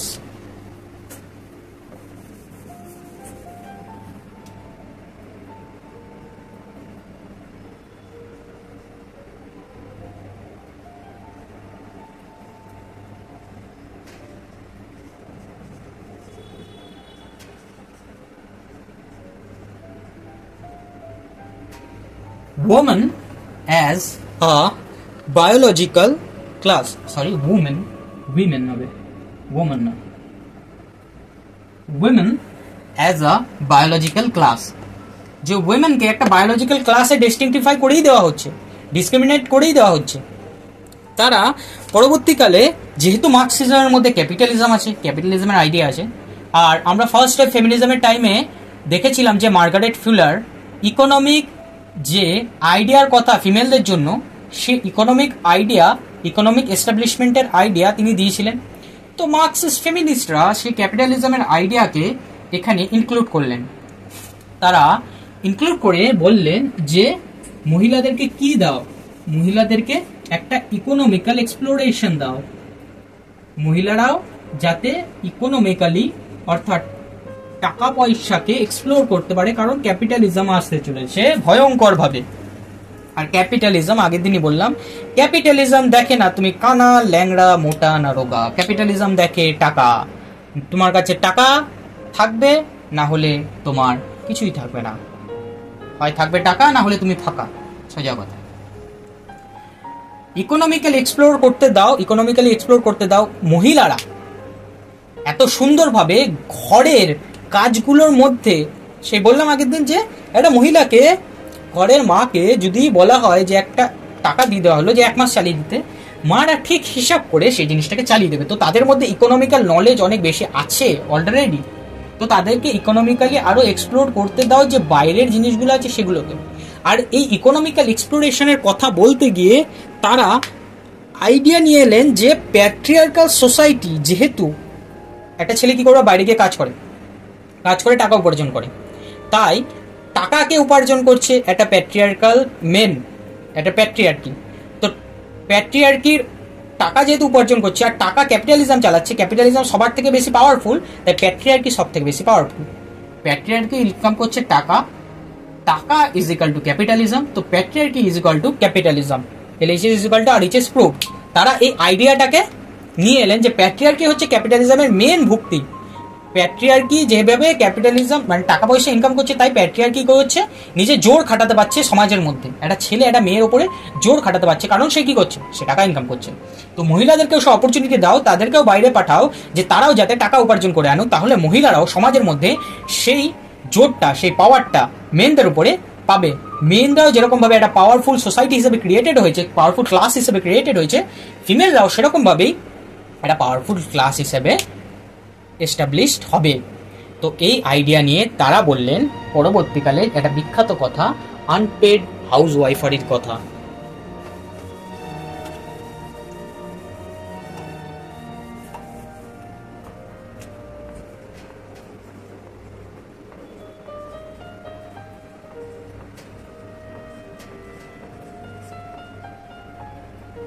Double coat, unpaid house ওয়াইফারি অর্থাৎ একটা ছেলে যেরকম ভাবে বাইরে কাজ করছে, কাজ করলেই টাকা পাওয়া যায়, সাধারণ হিসাব, সাধারণ জিনিস। তো একটা মহিলা ঘরে রান্না বান্না করে, ঘরদোর গুছায়, ঘরের কাজ করে, বাচ্চা মানুষ করে, তো এত যে ঘরের কাজ করে তারা কেন টাকা পায় না, তাদেরকে কেন আনপেড করে রাখা হয়? এই আইডিয়াটা নিয়ে এলো এই মার্কসিস্ট ফেমিনিস্টরা, আনপেড হাউস ওয়াইফারির কথা। তো মহিলা যে ঘরের এত কাজ করছে, একটা চাকর বা ঝি যদি আমরা অ্যাপয়েন্ট করি, তারা যে ঘরের কাজ করে দেয়, তারা তো টাকা নেয়। তো একটা সাধারণ ঘরের বউ মেয়ে যারা আছে, তারা যে ঘরের এত কাজ করে যাচ্ছে, তাদেরকে কেন টাকা দেওয়া হচ্ছে না? তাদেরকে কেন ডমিনেট করে রাখা হচ্ছে, দমিয়ে রাখা হচ্ছে? তারাও তো কাজ করছে, তারাও তো টাকা পাওয়ার যোগ্য, তারাও তো ক্যাপিটাল ইনকাম করছে অ্যাকচুয়ালি বলতে গেলে। এই আইডিয়াটা নিয়ে এলেন, এই ইস্যুটাকে নিয়ে এলেন মিশেল বারেট আর এমা গোল্ডম্যান, যারা মার্কসিস্ট ফেমিনিস্ট ছিল তারা। পরবর্তীকালে এইখানে গিয়ে আমাদের যে টায়ার 1 অর্থাৎ যে হাই ক্লাস যে কান্ট্রিজ রয়েছে, সেই কান্ট্রিজ মধ্যে যেভাবে ফেমিনিজম বেড়ে উঠেছিল, সেই ফেমিনিজমের আইডিয়াটা এইখানে গিয়ে অ্যাকচুয়াল শেষ হলো। এইবার একেবারে টায়ার 3 নিচু স্তরে, যেগুলো হচ্ছে একবারে যেসব কান্ট্রিগুলোর মধ্যে একটু গরিবী রয়েছে, যেসব কান্ট্রিগুলোকে কলোনাইজড করা হয়েছে, সেই সব কান্ট্রিগুলোর মধ্যে কিভাবে ফেমিনিজম বেড়ে উঠেছিল। এরপরে আসছে ব্ল্যাক আমেরিকান ফেমিনিজম, যেগুলো ব্ল্যাক আমেরিকান অর্থাৎ আফ্রো আমেরিকান।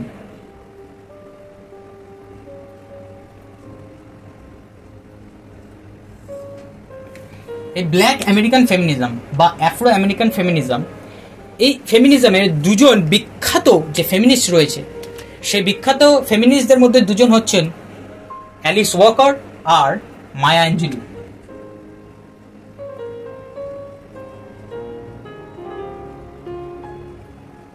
অ্যালিস ওয়াকার আর মায়া অ্যাঞ্জেলু। এই অ্যালিস ওয়াকার, প্রথমে আমি অ্যালিস ওয়াকারের কথা বলছি। অ্যালিস ওয়াকার যে কনসেপ্টটা নিয়ে এলেন, সেই কনসেপ্টটা হচ্ছে ওম্যানিজমের কনসেপ্ট, যেটা পরবর্তীকালে আমরা এরকম আইডিয়াস পাই যে সিস্টারহুডের আইডিয়া পাই। সেই সিস্টারহুডের আইডিয়া আর ওম্যানিজমের আইডিয়া অ্যাকচুয়ালি ইকুয়াল, একই আইডিয়ার দুটো এস্টাবলিশমেন্ট হয়েছে। এই ওম্যানিজমের আইডিয়ার মধ্যে তিনি কি বললেন,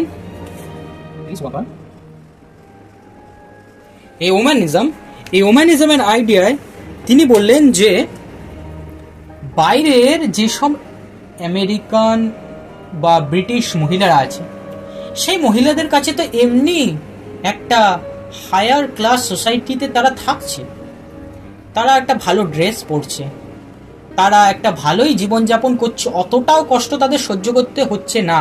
যে কষ্টটা সহ্য করতে হচ্ছে টায়ার 3, আমরা যারা কলোনাইজড, আমরা যারা ব্ল্যাক ফেমিনিস্ট, বা ব্ল্যাক কেন বলা হচ্ছে, কারণ আফ্রিকার কথা বলা হচ্ছে, আফ্রো আমেরিকান ফেমিনিস্ট, যারা টায়ার 3 ফেমিনিস্ট, আমাদের কষ্টের সঙ্গে তাদের কষ্ট কিভাবে মিলবে? তিনি বললেন প্রত্যেকটা ওম্যান আলাদা আলাদাভাবে সাফার্ড হচ্ছে এই ডমিনেটেড প্যাট্রিয়ার্কাল সোসাইটির। তিনি বললেন যে প্রত্যেকটা মহিলা যেরকম ভাবে, যদি সাধারণ একটা পশ্চিমবঙ্গের কথা হচ্ছে, পশ্চিমবঙ্গের যে মালদা আছে, সে মালদা জেলা আছে, মালদার যদি একটা ঘরে একটা হিন্দু মহিলার ওপর বা মুসলিম মহিলার ওপর যেরকম ভাবে একটা প্যাট্রিয়ার্কাল যে ডমিনেটিং ফিচার্সগুলো আসবে, যে জিনিসগুলো তাদের ওপর রেস্ট্রিকশন লাগবে, যেগুলো তাদের সহ্য করতে হবে, অবশ্যই সেটা নদিয়ার একটা হিন্দু মহিলা বা মুসলিম মহিলা, একই রাজ্যের মধ্যে হিন্দু মহিলা মুসলিম মহিলার উপর সেরকম ভাবে তার উপর রেস্ট্রিকশন লাগানো হবে না, তাকে বেশি সাফার করতে হতে পারে বা তাকে কম সাফার করতে হতে পারে। তো তিনি বললেন যে তোমরা কিভাবে ঠিক করে দেবে যে ফেমিনিজম, প্রত্যেকটা মহিলার আলাদা আলাদা সার্কামস্ট্যান্সেস আছে, প্রত্যেকটা মহিলার আলাদা আলাদা সাফারিংসের এরিয়া আছে, তো প্রত্যেকটা মহিলাকে আলাদা আলাদা ভাবে দেখো, প্রত্যেকটা মহিলার আলাদা আলাদা সাফারিংসের কথা বলো।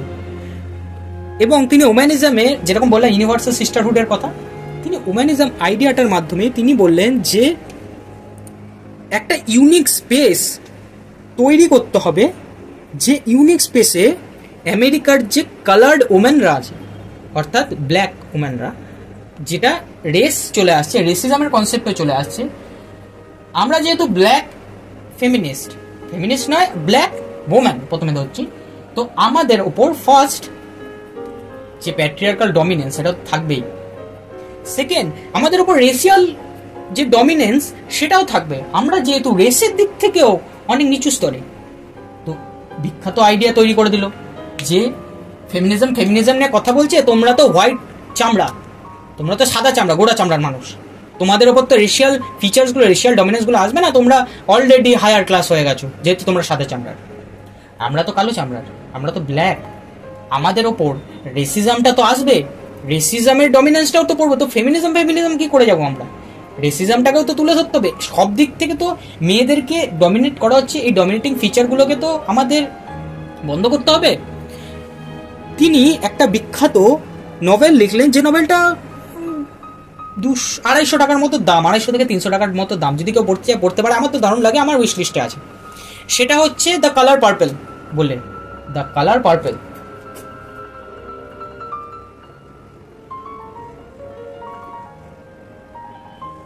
যদি কেউ পড়তে চায় কিনে পড়তেই পারে, বা বড় করে পড়তে পারে যেখান থেকে। দ্য কালার পার্পল বলে এই বিখ্যাত নভেলটা লিখলেন। তিনি বললেন যে ওম্যানিজমের কনসেপ্টটা তিনি যে বললেন, এই ওম্যানিজমের কনসেপ্টটা আরেকটু বেশি ইনক্লুসিভ হয়ে গেল, মানে আরেকটু বেশি যে ভিতটাকে শক্ত করলো ফেমিনিজমের ভিতটাকে যখনই তিনি শক্ত করলেন, তিনি পরবর্তীকালে বললেন যে এই আইডিয়াটা একদমই এক্সক্লুসিভ নয়। এক্সক্লুসিভ মানে বাইরে থেকে দেখা দেখি, ইনক্লুসিভ মানে ভেতরে ঢুকে যাচ্ছে। তিনি যে কিছু সময় এই যে ফেমিনিস্টদের এই যে আইডিয়াসগুলো, অ্যালিস ওয়াকার বলছেন যে থার্ড ওয়ার্ল্ড মানে ফার্স্ট ওয়ার্ল্ড ফেমিনিস্টদের যে আইডিয়াগুলো, এই আইডিয়াসগুলো এতটাই র্যাডিক্যাল যে মাঝে মাঝে মনে হচ্ছে তারা ছেলেদের সঙ্গে যুদ্ধে লাগিয়ে দেবে। তারা ছেলেদের সঙ্গে যুদ্ধ করবে যে তোমরা মেন, তোমরা সবাই খারাপ, তোমাদের সবাইকে মেরে ফেলা উচিত, এরকম তোমাদের সবাইকে ডমিনেট করে রাখা উচিত, তোমাদের সবাইকে বন্দি করে রাখা উচিত।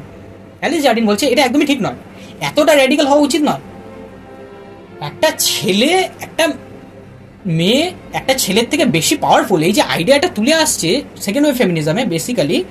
তো এই বা যে আমাদের মার্কসিস্ট ফেমিনিজম আছে সেগুলো পড়লাম, ফ্রেঞ্চ ফেমিনিজম আছে, তারা বলছে এগুলো ঠিক নয়। তারা সবসময় মনে হচ্ছে ছেলেদের সঙ্গে একদম যুদ্ধ লাগে আছে, একদম বিশাল ভয়ঙ্কর যুদ্ধ চলবে।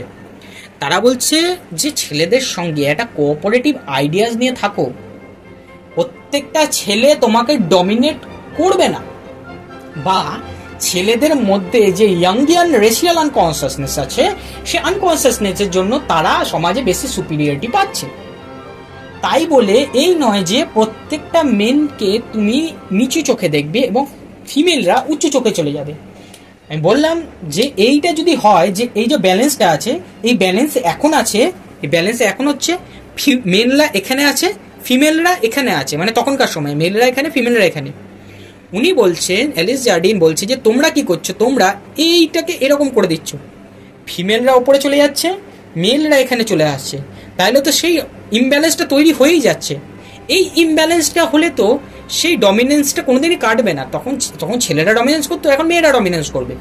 এইটাকে এই জায়গায় আনতে হবে, অর্থাৎ মেল আর ফিমেল একই জায়গায় থাকবে। তো এই আইডিয়াটা অ্যান্ড্রোজেনাস সোসাইটিতেও আমাদের বলেছিল ভার্জিনিয়া উলফ, এই আইডিয়াটাকে সাপোর্ট করে টলিন মইও বলেছিল অ্যাভান-গার্ড। এই আইডিয়াটাকে আবার অ্যালিস জার্ডিনও বলছে যে এই ব্যালেন্সের আইডিয়াটাকে আনো, ইমব্যালেন্স করতে যেও না, ইমব্যালেন্স করলে ছেলে উপরে বা মেয়ে উপরে যেই যাক না কেন সেই ডমিনেন্সটা থেকেই যাবে সমাজের মধ্যে। মায়া অ্যাঞ্জেলিউ হচ্ছে একজন আনএডুকেটেড ওম্যান, পড়াশোনা করতে পারেননি কোনোদিনই মায়া অ্যাঞ্জেলিউ।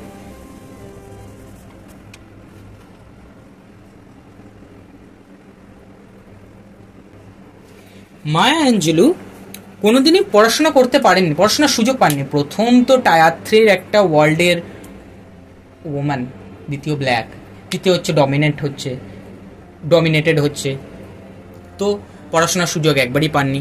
প্রচণ্ড গরিব পরিবারের ছিলেন ছোট থেকেই, তার জন্য একটা যে তখনকার সময় জোসেফ কনরাড পড়লে বোঝা যাবে যে কিভাবে আফ্রিকার উপরে যে কলোনিয়ালিস্ট যারা ছিল হোয়াইটরা, তারা কিভাবে নিজেদের কলোনিয়াল জিনিসটাকে প্রতিষ্ঠা করেছিল, ঔপনিবেশিকতাটাকে প্রতিষ্ঠা করেছিল। তো এই মায়া অ্যাঞ্জেলু তখনকার সময়ে এতটাই গরিব ছিলেন, এদের কাছ থেকে সমস্ত জিনিস বাজেয়াপ্ত করে নিয়েছে। আফ্রিকায় তো আরও ভয়ঙ্করভাবে কলোনিয়ালিজম ছড়িয়েছিল, ইন্ডিয়ায় জানা ছড়িয়েছিল। আফ্রিকা তো 1950s-এ আই থিঙ্ক ফ্রিডম পায়, 1950s-এর সময়, 1950-তে, অনেক পরে 1950 থেকে 60-র মধ্যে, 50 থেকে 60-র মধ্যে, 50 অ্যাকচুয়াল নয়, 50 থেকে 60-র মধ্যে তারা পায়, 54 কি ওরকম টাইমে, 56 তারা পায়।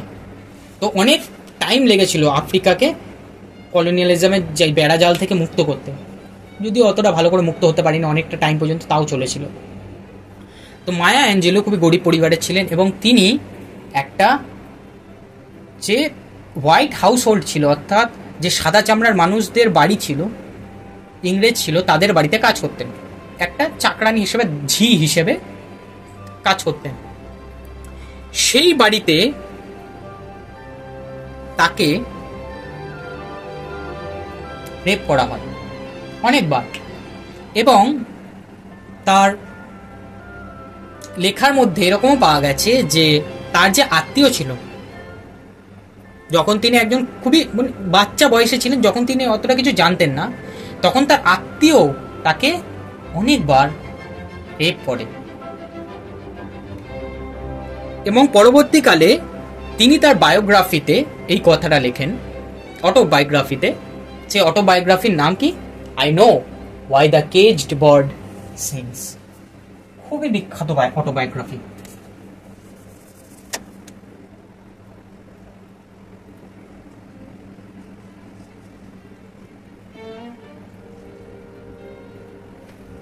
I know why the caged bird sings.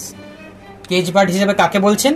নিজেকে বলছেন। বলছে আমি সমাজের মধ্যে এতটা ভাবে একটা খাঁচার মধ্যে আটকে পড়েছি, আমি বেরোতে পারছি না।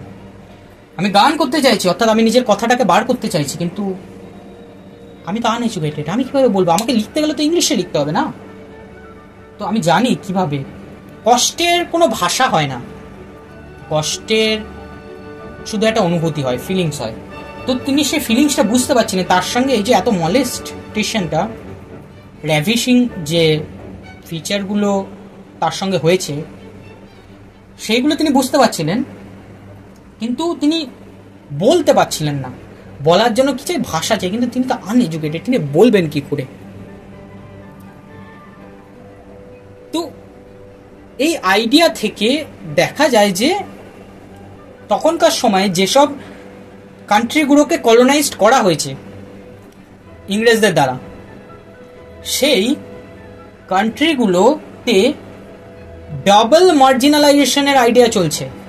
অর্থাৎ প্রথম ইংরেজরা এলো, আমি ছকেটে দেখাচ্ছি, হচ্ছে ছক। প্রথমে ইংরেজরা এলো, ইংরেজরা এসে কি করলো, যে আফ্রিকার যে মানুষ আছে সেই মানুষদেরকে, পিপল ধরে রাখি, সেই মানুষদেরকে কলোনাইজড করলো। এইবার সেখানে তো ছেলেরা ছিল, ছেলেরা আবার কাদেরকে কলোনাইজড করলো? মহিলাদেরকে কলোনাইজড করলো। তাইলে ইংরেজরা মেল যে পিপল, যে ছেলে আর মেয়ে আছে, দুজনকেই কলোনাইজড করছে, আবার ছেলেরা ঘরের মধ্যে মহিলাদেরকে কলোনাইজড করছে। তাহলে ফিমেলরা ডাবল কলোনাইজেশনের শিকার হচ্ছে, ডাবলি মার্জিনালাইজড হয়ে যাচ্ছে, দুবার করে বন্দী হচ্ছে। ডাবল মার্জিনালাইজেশন, ডাবল কলোনাইজেশন তাদের উপরে তৈরি হলো। তাই জন্যই বলা হচ্ছে যে মেল স্লেভস যারা ছিল, তারা তো, তাদের অবস্থা তো খুবই ভালনারেবল ছিল, খুবই অসহায় ছিল।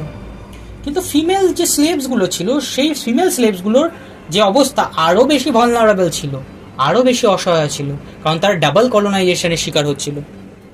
একদিকে মেলরা, সমাজের মেলরা তাকে কলোনাইজ করছে, একদিকে যে বাইরে থেকে যে মেলরা এসছে তারা তাকে কলোনাইজ করছে। তো এইটা বলা যায় যে দ্য প্রবলেমস অ্যান্ড জাংচার্স, যেসব সমস্যার বা যেসব খাপ, মানে হচ্ছে একটা বাড়ি বানাতে গেলে একটা ইট যদি না থাকে তাহলে বাড়িটা ধসে পড়ে যেতে পারে। তো ওই যে ফাঁকটা, ওই যে খাপ ছাড়া একটা ফাঁক, faced by the Afro American women, যে আফ্রিকান আমেরিকান বা অ্যাফ্রো আমেরিকান মহিলারা যেগুলো ফেস করছিলেন এই যে সমস্যাগুলো, ওয়ার মার্কেটলি ডিফারেন্ট, প্রচুর আলাদা, প্রচুরভাবে আলাদা, than that of the elite women of USA. কোথায় প্রথমে ফেমিনিজম স্টার্ট হয়েছিল? ইউকে আর ইউএসএ বলেছিলাম। তো United Kingdom, United States of আমেরিকার যে মহিলারা, এলিট মহিলারা ছিল, অভিজাত শ্রেণীর মহিলারা ছিল, তারা যেভাবে ফেমিনিজমের শিকার হচ্ছে, তাদের যেরকম বিভিন্নভাবে তাদের যেরকম পরিস্থিতি সমাজের মধ্যে, একটা থার্ড ওয়ার্ল্ড কান্ট্রির মহিলারা, আফ্রো আমেরিকান মহিলাদের অবস্থা একদমই সেরকম নয়। তাদের অবস্থা বিভিন্নভাবে আলাদা, তাদের অবস্থা আরো নিম্নতর, তাদের অবস্থা আরো খারাপ। এইখানে যে ফেমিনিজমের, ব্ল্যাক আমেরিকান ফেমিনিজমের কনসেপ্ট, এই ব্ল্যাক আমেরিকান ফেমিনিজমের কনসেপ্ট থেকে পরবর্তীকালে এই থার্ড ওয়ার্ল্ড ফেমিনিস্টদের জন্ম হলো। থার্ড ওয়ার্ল্ড ফেমিনিস্ট বা যে পোস্ট কলোনিয়াল যে ফেমিনিস্ট, কলোনাইজেশন হয়েছিল, কলোনাইজেশনের পরবর্তীকালে যখন ইংরেজরা চলে যায়, ওই আইডিয়াসগুলো তো ছিল, আমরা এখন এরকম জামা কাপড় পরছি ইংরেজদের মতো, তো আইডিয়াসগুলো তো ছিল। তো পোস্ট কলোনিয়াল ফেমিনিজম বা থার্ড ওয়ার্ল্ড ফেমিনিজম শুরু, মানে সেখানে বিভিন্ন যে ফেমিনিস্ট, তাদের যে নাম তারা আমরা পাই, এক এক করে আমি লিখছি। তো এই কটাই ফেমিনিস্ট ছিল যারা, মানে এই কটা নয়, এই কটা ফেমিনিস্ট পড়া উচিত, এই কটা ফেমিনিস্ট সব থেকে বেশি বিখ্যাত আইডিয়াস দেওয়ার জন্য। থার্ড ওয়ার্ল্ড ফেমিনিস্টের মধ্যে হচ্ছে Christine Holst Petersen, Anna Rutherford, Gayatri Chakravorty Spivak, Julia Kristeva আর চন্দ্রা তলপড়ে মহান্তি। এগুলোর এক এক করে আমি আইডিয়াস বলছি। ফার্স্ট হচ্ছে ক্রিস্টাইন হলস্ট পিটারসন আর অ্যানা রাদারফোর্ড। এই ক্রিস্টাইন হলস্ট পিটারসন আর অ্যানা রাদারফোর্ড এই দুজনা ডাবল কলোনাইজেশনের থিওরিটাকে বললেন। প্রথমে তো মায়া অ্যাঞ্জেলু আর অ্যালিস জার্ডিনের, অ্যালিস জার্ডিন বলছে, মায়া অ্যাঞ্জেলু আর অ্যালিস ওয়াকার, এই দুজনের আইডিয়া থেকে আমরা ডাবল কলোনাইজেশনের আইডিয়াগুলো পাই। তো এই ডাবল কলোনাইজেশনের আইডিয়া তো কাউকে দিতে হবে। তো কারা দিয়েছিল থার্ড ওয়ার্ল্ড ফেমিনিজমের মধ্যে? ক্রিস্টাইন হলস্ট পিটারসন আর অ্যানা রাদারফোর্ড, এই দুজনে এই ডাবল কলোনাইজেশনের যে আইডিয়াটা, সেই আইডিয়াটা দিয়েছিল, যেটা আমি ছক্কাটা দেখালাম। তারা বলছিল যে women were first colonized within the household, বাড়ির মধ্যে তো প্রথম কলোনাইজ হচ্ছে কাদের দ্বারা? মেলদের দ্বারা, তাদের স্বামীর দ্বারা বা ঘরের যে কর্তা আছে তার দ্বারা। And then again doubly ruled over by the empire without, এবং দ্বিতীয়বার কলোনাইজ হচ্ছে কাদের দ্বারা? ব্রিটিশ এম্পায়ার এর দ্বারা ডাবলি কলোনাইজ হচ্ছে মহিলারা। তারা এই আইডিয়াটা নিয়ে এলেন, আর তারা বললেন যে কলোনাইজেশন, এই যে কলোনাইজেশন যেটা আইডিয়াটা আছে, is a chronicle of male saga, একটা মেল সাগার পর্যালোচনা হচ্ছে, মেল সাগার যুগ যুগ যুগ যুগ ধরে চলেই যাচ্ছে, ক্রমাগত হয়েই যাচ্ছে, কন্টিনিউয়াস প্রসেস একটা। কারণ যে ব্রিটিশ এম্পায়ার এসেছিল সেখানে কারা ছিল? মেলরা ছিল, তাদের দ্বারা কলোনাইজ হচ্ছে। ঘরে কারা? মেলরা, তাদের দ্বারা কলোনাইজ হচ্ছে। তো সব জায়গায় মেলরাই আসছে কলোনাইজেশন করতে। তো সেই জন্য একটা মেল সাগা, একটা কলোনাইজেশনটা হচ্ছে ক্রনিকল অফ মেল সাগা, অর্থাৎ পর্যায়ে পর্যায়ে ভাবে মেলরাই এসে কলোনাইজ করছে ওম্যানদের প্রতি। নেক্সট আসি গায়ত্রী চক্রবর্তী স্পিভ্যাকে। গায়ত্রী চক্রবর্তী স্পিভ্যাক সমাজে, আমরা দুটো ক্লাস নিয়ে বললাম, প্রথমে যে উচ্চবর্ণ নিম্নবর্ণ, নিম্নবর্ণের নিচেও তো ক্লাস আছে যারা দলিত শ্রেণী। তো গায়ত্রী চক্রবর্তী স্পিভ্যাক বললেন যে উচ্চবর্ণ নিম্নবর্ণের মানুষদের নিয়ে যখন বলছে বাবা, তো তাদের নিচের বর্ণের মানুষদের নিয়েও বলো, তাদের নিচের ক্লাসের মানুষদের নিয়েও বলো, যারা হচ্ছে দলিত শ্রেণীর মানুষ। দলিত শ্রেণীর একটা বিখ্যাত যে টার্ম রয়েছে সেটা হচ্ছে সাবলটান। সাবলটান স্টাডিজের মধ্যে ইনক্লুড করা হয়।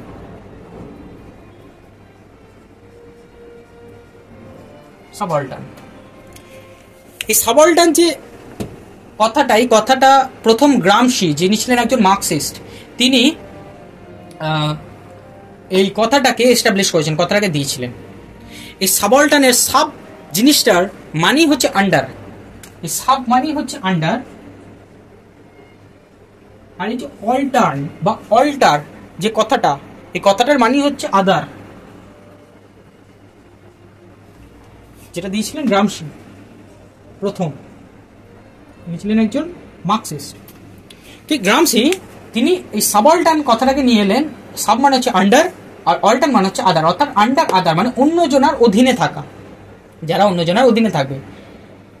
সমাজে দলিতদেরকে সাবঅল্টার্ন বলা হয়, যারা একবারে নিম্ন শ্রেণীর কৃষক, নিম্ন শ্রেণীর যারা মুটে মজুর, বা যারা বনে জঙ্গলে কাঠ কুড়িয়ে দিন আনি দিন খায়, সেই সব মানুষদেরকে সাবঅল্টার্ন হিসাবে বলছে আমাদের গ্রামসি। এই সাবঅল্টার্নদের নিয়ে বিখ্যাত স্টাডিজ হচ্ছে রঞ্জিত গুহ, পার্থ চ্যাটার্জি, এরা সাবঅল্টার্ন স্টাডিজের বিখ্যাত নাম। এই গায়ত্রী চক্রবর্তী স্পিভাকের যে বিখ্যাত বই, সেই বিখ্যাত বইটার নাম হচ্ছে ক্যান দ্য সাবঅল্টার্ন স্পিক। সাবঅল্টার্নরা কি কথা বলতে পারে?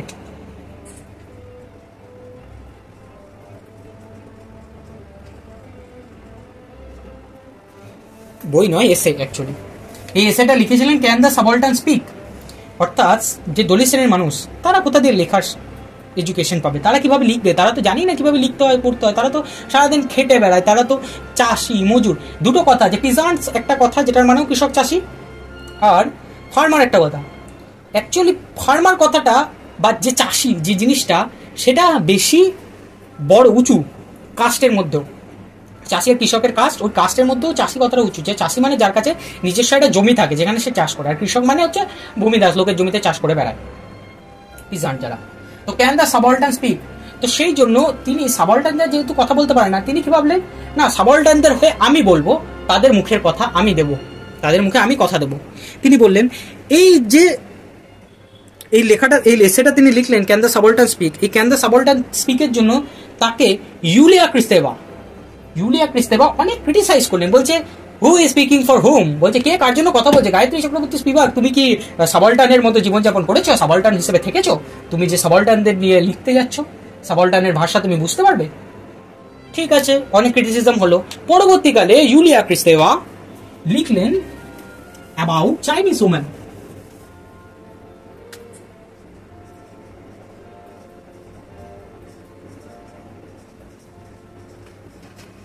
About Chinese women, আর যেহেতু তিনি গায়ত্রী চক্রবর্তী স্পিভাককে কি বলেছিলেন যে সাবঅল্টার্নদের ভাষা তুমি জানো না, সাবঅল্টার্নদের কথা তুমি জানো না, তুমি সাবঅল্টার্নদের ব্যাপারে কথা বলতে এসছো, তো ক্রিস্তেবা যখন লিখছে about Chinese woman, Gayatri Chakraborty Spivak পাল্টা ক্রিটিসিজম করছে, বলছে যে তুমিও তো চাইনিজ ওম্যানদের মধ্যে থাকুনি, তুমি নিজেও তো চাইনিজ নাও, তুমি চাইনিজ ওম্যানদের কি বুঝবে? এই নিয়ে একটা বিবাদ শুরু হলো মেয়েদের সঙ্গে, মেয়েদের অর্থাৎ গায়ত্রীর সঙ্গে ইউলিয়া ক্রিস্তেবার একটা ঝগড়া শুরু হলো। এবং এই ঝগড়ার মধ্যে তারা ইউরোপিয়ান ওম্যান, ইস্টার্ন ওম্যান, বা যে বিভিন্ন জিওগ্রাফি, কালচার, বিভিন্ন প্যারাডিজমের যে ওম্যান আছে, তাদেরকে টেনে আনলো কথার মধ্যে। এবং এই ঝগড়াটা খুবই একটা গুরুত্বপূর্ণ ঝগড়া হিসেবে উঠে আসা যায়, কারণ তাদের মনে বিভিন্ন ফিমেলদের যে পার্সপেক্টিভ ছিল, সেই পার্সপেক্টিভগুলো বেরিয়ে আসে, যে একটা ইউরোপিয়ান ওম্যান একটা ইস্টার্ন ওম্যানের মধ্যে কী কী ডিফারেন্সেস, বিভিন্ন জিওগ্রাফি চেঞ্জ হতে থাকলে, বিভিন্ন জায়গা জিওগ্রাফিক্যাল লোকেশন চেঞ্জ হলে, বিভিন্ন কালচার চেঞ্জ হলে কীভাবে ওম্যানদেরকে কলোনাইজ করা হয়, তাদের মতো করে এই আইডিয়াসগুলো উঠে এলো থার্ড ওয়ার্ল্ড ফেমিনিজমের মধ্যে গায়ত্রী চক্রবর্তী স্পিভাক আর ইউলিয়া ক্রিস্তেবার দ্বারা। চন্দ্র তলপড়ে মহন্তি তিনি যে থার্ড ওয়ার্ল্ড ফিমেল, সেই থার্ড ওয়ার্ল্ড ফিমেলদের কথা বললেন। সেই থার্ড ওয়ার্ল্ড ফিমেলদের কথা বলতে গিয়ে তিনি বললেন যে third world female is not a homogeneous or singular category, একটা হোমোজেনাস বা সিঙ্গুলার ক্যাটাগরি নয়। কেন তিনি এরকম বললেন? তিনি বললেন ওম্যানদের জন্য যে থার্ড ওয়ার্ল্ড ওম্যান আছে, সেই থার্ড ওয়ার্ল্ডের জন্য প্রবলেমগুলো খুবই স্পেসিফিক। সেই স্পেসিফিক প্রবলেমের জন্য তাদের মধ্যে যে বিভিন্ন যে আইডিয়াস আছে, এই যে দুটো ঝগড়া হলো আমাদের ইউলিয়া ক্রিস্তেবা আর হচ্ছে গায়ত্রী চক্রবর্তী স্পিভাক, এই দুজনের মধ্যে যে ঝগড়া হলো, থার্ড ওয়ার্ল্ড ওম্যানদের জন্য প্রবলেমগুলো খুবই স্পেসিফিক। সেই স্পেসিফিক প্রবলেমের জন্য ওম্যানদের মধ্যে যে যে ঝগড়া হচ্ছে, এই ঝগড়াটা হওয়া উচিত নয়। ওম্যানদের মধ্যে একটা সলিডারিটি চাই, একটা ফ্রেন্ডহুড চাই, একটা ওম্যানহুড চাই, বন্ধুত্ব চাই। তিনি কিসের আইডিয়া আনলেন? ইউনিভার্সাল ওম্যানহুডের কথা তিনি বললেন, বা ইউনিভার্সাল সিস্টারহুডের কথা তিনি বললেন। তিনি বললেন যে ইউনিভার্সাল সিস্টারহুড অর্থাৎ পৃথিবীর প্রত্যেকটা মহিলা একে অপরকে বোনের চোখে দেখো এবং একে অপরের প্রবলেমসগুলোকে শেয়ার করো। পৃথিবীর প্রত্যেকটা মহিলার প্রবলেমগুলো তো আলাদা, এর মানে যদি প্রত্যেকটা মহিলার যদি প্রবলেম স্পেসিফিকভাবে বলতে যাওয়া হয় তাহলে তো কারোর প্রবলেম বলা মানে এত প্রবলেম হয়ে যাবে। এই যে আইডিয়াটা, ফেমিনিজমের যে আইডিয়াটা, সেটা তো ভেঙে যাবে, বোর্ডাম চলে আসবে ফেমিনিজমের মধ্যে। তো ইউনিভার্সাল সিস্টারহুডের আইডিয়া দিলেন তিনি, বললেন যে একটা স্পেসিফিক জায়গায় স্পেসিফিক মহিলাদের যে মেন প্রবলেমস আছে সেই মেন প্রবলেমসগুলোকে আমরা তুলে ধরি, যেগুলোর মধ্যে তাদের যে ব্রাঞ্চ প্রবলেমসগুলো আছে যেগুলো ছড়িয়ে গেছে সেই ব্রাঞ্চ প্রবলেমসগুলো যেন ঠিক হয়ে যায়, মেন আগাটাকে গোড়াটাকে আমরা ধরি। ইউনিভার্সাল সিস্টারহুড আর রোম্যানিজম একই, আমি বলেছিলাম। ইউনিভার্সাল সিস্টারহুডে তিনি এটা বললেন। ইউনিভার্সাল সিস্টারহুডে সে যেরকম ভাবে কার্ল মার্কস বলেছিলেন যে all the labourers of the world unite, যে পৃথিবীর সমস্ত শ্রমিক মজুর এক হও, সবাইকে এক করার কথা বলছিলেন কার্ল মার্কস। সেইভাবেই চন্দ্রা তালপরে মোহন্তী ইউনিভার্সাল সিস্টারহুডের মাধ্যমে পৃথিবীর সমস্ত মহিলাকে একতাবদ্ধ হতে বলেছিলেন এবং একতাবদ্ধ হয়ে তিনি বলেছিলেন যে তাদের প্রবলেমসগুলো বেশি ভালোভাবে খাটবে, তাদের জোর বাড়বে যদি এক হও তোমরা সবাই। এরপরে আমরা এখনকার যুগের যে ফেমিনিজম, সেই ফেমিনিজমের আইডিয়া আছে। এখন কি ফেমিনিজমের আইডিয়া চলছে? সব পোস্ট ফেমিনিজম মানে কি? ফেমিনিজমের এই যে আইডিয়াসগুলো, এই আইডিয়াসগুলোর পরে যে আইডিয়াগুলো এখন চলছে সেই আইডিয়াগুলো নিয়ে এখন ডিসকাশন হবে। তো পোস্ট ফেমিনিজমের মধ্যে দুজন পোস্ট ফেমিনিস্ট সব থেকে বেশি বিখ্যাত, কিন্তু আমি চারজনের নাম বলবো। একটা হচ্ছে বোল্টন অ্যান্ড ডেনফিল্ড, আর একটা হচ্ছে রিক অ্যান্ড জিমারম্যান। এইদের মধ্যে রিক আর জিমারম্যান বেশি বিখ্যাত। এরা হচ্ছে পোস্ট ফেমিনিস্ট, অর্থাৎ ফেমিনিজমের যে আইডিয়া সে আইডিয়াগুলোকে ছাপিয়ে চলে গিয়ে এরা আরো ভয়ঙ্কর আইডিয়া এস্টাবলিশ করলো পরবর্তীকালে। বোল্টন আর ডেনফিল্ডের নামটাই শুধু শুনে রাখ। রিক আর জিমারম্যান একটা বিখ্যাত বুক লিখলো, যেটার জন্য তারা বিখ্যাত হলো। তারা কি লিখলো? তারা লিখলো হেটারোসেক্সুয়ালিটি অ্যান্ড লেসবিয়ান কন্টিনাম। তো কথার মাধ্যমেই বোঝা যাচ্ছে যে কি নিয়ে কথা বলছে তারা। রিক আর জিমারম্যান বলছে যে তুমি একটা মহিলা, তুমি একটা পুরুষকে বিয়ে করেছো, তুমি আবার মেয়েদের সম্পর্কে লিখছো।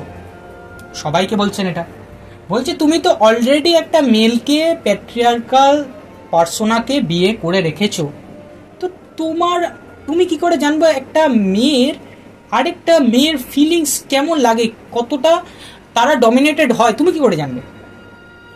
তুমি যদি একটা মেয়ের সঙ্গে তুমি বিয়ে করতে, একটা মেয়ের সঙ্গে তুমি সম্পর্ক স্থাপন করতে, একটা মেয়ের সঙ্গে মেয়ের যে রিলেশনশিপ তোমার মধ্যে থাকতো, সেই চাহিদাটা তোমার মধ্যে থাকতো, কিউরিসিটিটা, তাহলে তুমি বুঝতে যে একটা মেয়ের আরেকটা মেয়ের প্রতি কেমন ফিলিংস আসে, কেমন লাগে তার, আর একটা মেয়ের একটা ছেলের প্রতি কেমন ফিলিংস আসে, কেমন লাগে তার। তুমি বিয়ে করে, একটা পুরুষকে বিয়ে করে বাচ্চা কাচ্চা জন্ম দিয়ে তুমি সংসার চালাচ্ছ, তুমি একটা মেয়ের সম্পর্কে লিখছো। তারা লেসবিয়ানিজমের কনসেপ্ট আনলেন যে তুমি যদি লেসবিয়ান না হয়েছো, তুমি যদি একটা মহিলাকে না ভালোবেসেছো, পছন্দ করেছো, তাহলে তুমি কিভাবে ফেমিনিজম কনসেপ্টটাকে লিখবে? তারা ভয়ঙ্কর দিকে টার্ন নিল গোটা আইডিয়াগুলোকে। আর এগুলো অ্যাকচুয়াল টার্ন, কিন্তু তখনকার দিনে এই যে লেসবিয়ান বা বাইসেক্সুয়াল, ট্রান্সজেন্ডার যে আইডিয়াগুলো ছিল, এই আইডিয়াগুলো একটা পাপ হিসেবে দেখা হতো, স্ট্রেঞ্জ একটা আইডিয়া হিসেবে দেখা হতো। কোনো মহিলা যদি মহিলাকে পছন্দ করে পুরুষের বদলে, কোনো পুরুষ যদি পুরুষকে পছন্দ করে মহিলার বদলে, তাহলে এগুলোকে খুবই স্ট্রেঞ্জ একটা জিনিস, তাদেরকে স্ট্রেঞ্জ হিসেবে দেখা হতো। তাদেরকে সমাজ থেকে বহিষ্কৃত করে দেওয়া হতো, এরকম একটা আইডিয়া যে তো তোমরা ছেলে হয়ে একটা ছেলেকে পছন্দ করছো, মেয়েকে পছন্দ করার কথা অ্যাকচুয়ালি। তো এই আইডিয়াগুলো নিয়ে রিক আর জিমারম্যান প্রথমবার পোস্ট ফেমিনিস্ট হিসেবে কথা বললো হেটারোসেক্সুয়ালিটি অ্যান্ড লেসবিয়ান কন্টিনামে, এবং তারা ইউনিভার্সাল সিস্টারহুডের কথাটাকেই তুলে ধরলো।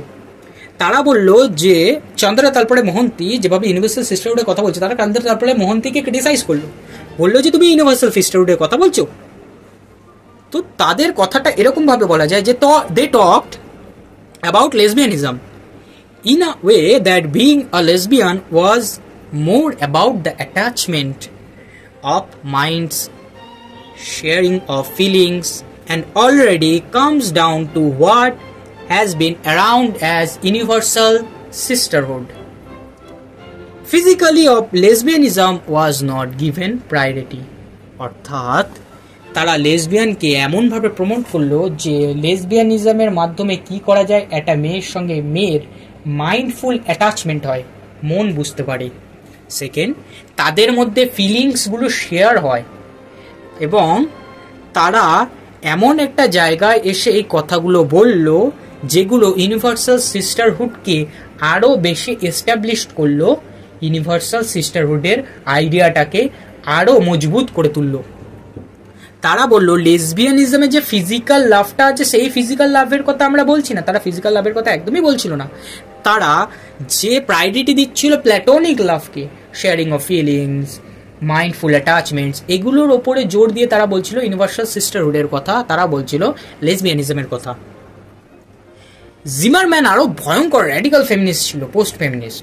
সে আবার বলছে any kind of female relationship Zimmerman labeled as lesbian. অর্থাৎ এর ক্ষেত্রে বলা যায় any kind of female relationship, একটা মেয়ের সঙ্গে একটা মেয়ের যদি বন্ধুত্বপূর্ণ সম্পর্ক থাকে, বান্ধবী হয়, সেটাও লেসবিয়ানিজম। ঘরের যদি বড় বোন ছোট বোনের মধ্যে সম্পর্ক হয়, সেটাও লেসবিয়ানিজম। একটা পরিবারে একটা মহিলার সঙ্গে, যে বউ বা স্ত্রী আছে, তার সঙ্গে পাশের বাড়ির মহিলার যদি গল্প গুজব করে একটা বন্ধুত্বপূর্ণ সম্পর্ক স্থাপন হয়, সেটাও লেসবিয়ানিজম। তো যে কোনো ফিমেল রিলেশনশিপকেই জিমারম্যান বলে দিচ্ছে, লেবেল করে দিচ্ছে, লেবেল লাগিয়ে দিচ্ছে কি লেসবিয়ান বলে। সে আরো ভয়ঙ্কর থিওরি তুলে আনলো এই কথাটার মাধ্যমে। এবং ইন দ্য প্রেজেন্ট মোমেন্ট দাঁড়িয়ে, যেখানে আমি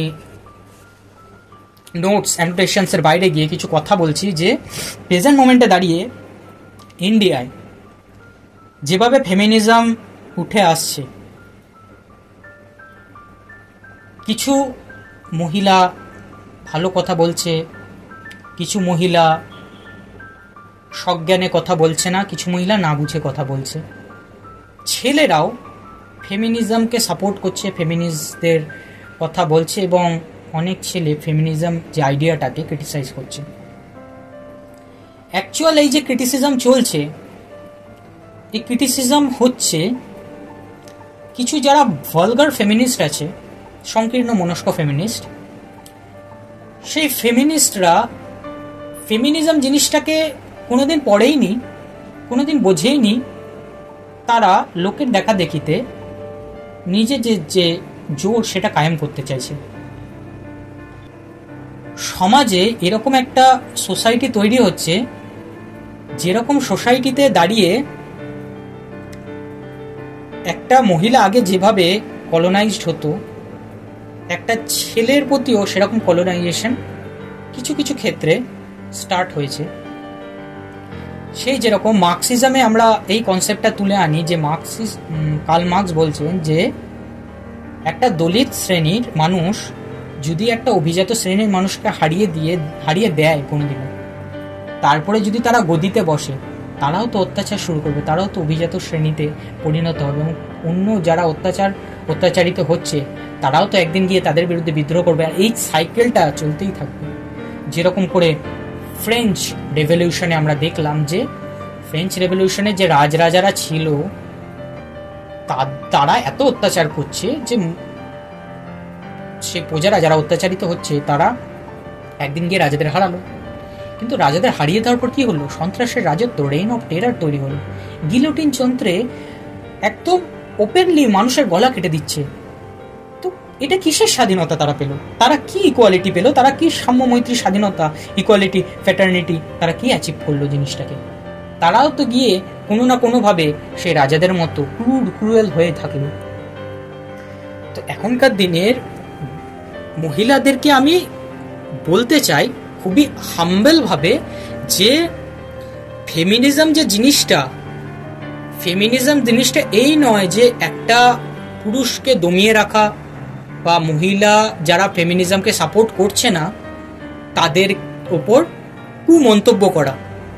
বা যেসব মেলরা ফেমিনিজমকে সাপোর্ট করছে, না বুঝে তোমাদেরকে সাপোর্ট করছে, যদি তোমরা কিছু ক্ষেত্রে একটু অন্য রাস্তায় গিয়ে কথা বলছো, তো তারাও না বুঝে বলছে, তারা সোজা কথা ইমপ্রেস করার জন্য করছে, সোজা কথা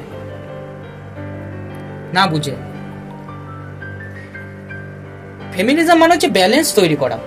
একটা মেয়ের যে মেন্টালিটি, যদি সে মেয়েটা 20 বছরের হয় আর তার সঙ্গে যদি একটা 20 বছরের ছেলে থাকে, সেই মেয়েটা তার বয়সের সাপেক্ষে ম্যাক্সিমাম 4 বছর বেশি তার মেন্টাল কন্ডিশন থাকবে, তার ম্যাচুরিটি বেশি হবে একটা ছেলের চেয়ে। মেয়ের এই দিক থেকে তাদের পাওয়ার রয়েছে। অন্যদিকে একটা যদি 20 বছরের ছেলে হয়, সে যতটা মেন্টাল প্রেশার হ্যান্ডেল করতে পারবে, একটা 20 বছরের মেয়ে সেই মেন্টাল প্রেশার হ্যান্ডেল করতে পারবে না। ছেলেদের মেন্টাল প্রেশারের জোরটা অনেক বেশি। একটা মেয়ে যেরকমভাবে একটা বাচ্চা জন্ম দিয়ে জেনারেশনকে আগে এগোতে পারবে, সেরকমভাবে একটা ছেলে পারবে না। ছেলে কোনোদিনই বাচ্চা নিজের গর্ভে ধারণ করতে পারবে না, কারণ মহিলাদের মধ্যে সেই ফিচার্সগুলো আছে বাচ্চা জন্ম দেওয়ার। ওই জন্য মহিলাদের যে বডি স্ট্রাকচার আছে, একটা বাচ্চা জন্ম দিলেই হবে না। একটা বাচ্চা জন্ম দিয়ে প্রথম যে 6 মাস তাকে কোলস্ট্রাম খাওয়াতে হয়, মায়ের দুধ খাওয়াতে হয় যেটা বলে, সেই জন্য মেয়েদের বডিটা ওরকমভাবে স্ট্রাকচার হয়েছে। যখন বাচ্চা প্রসব করে মেয়েরা, সেই সময় থেকেই মেয়েদের যে গ্রন্থি রয়েছে কোলস্ট্রাম তৈরি হতে শুরু করে সেখানে। সেইটা হচ্ছে সব থেকে বেশি প্রোটিনযুক্ত, যেটা বাচ্চাকে খাওয়ানো উচিত 6 মাস বয়স পর্যন্ত, যাতে বাচ্চার যে পুষ্টি, নিউট্রিশন, সেটা ভালো করে হয়। কিন্তু অনেক মেয়েরা এখনকার দিনে ওই ফিগার মেনটেনের জন্য বা ওয়েস্টের দেখা দেখি, ওয়েস্টার্নে কি হয়, ওয়েস্টার্নে বাচ্চাদেরকে তাদের মারা মানুষ করে না, মানুষ করে অন্য আয়ারা, কেয়ারটেকাররা।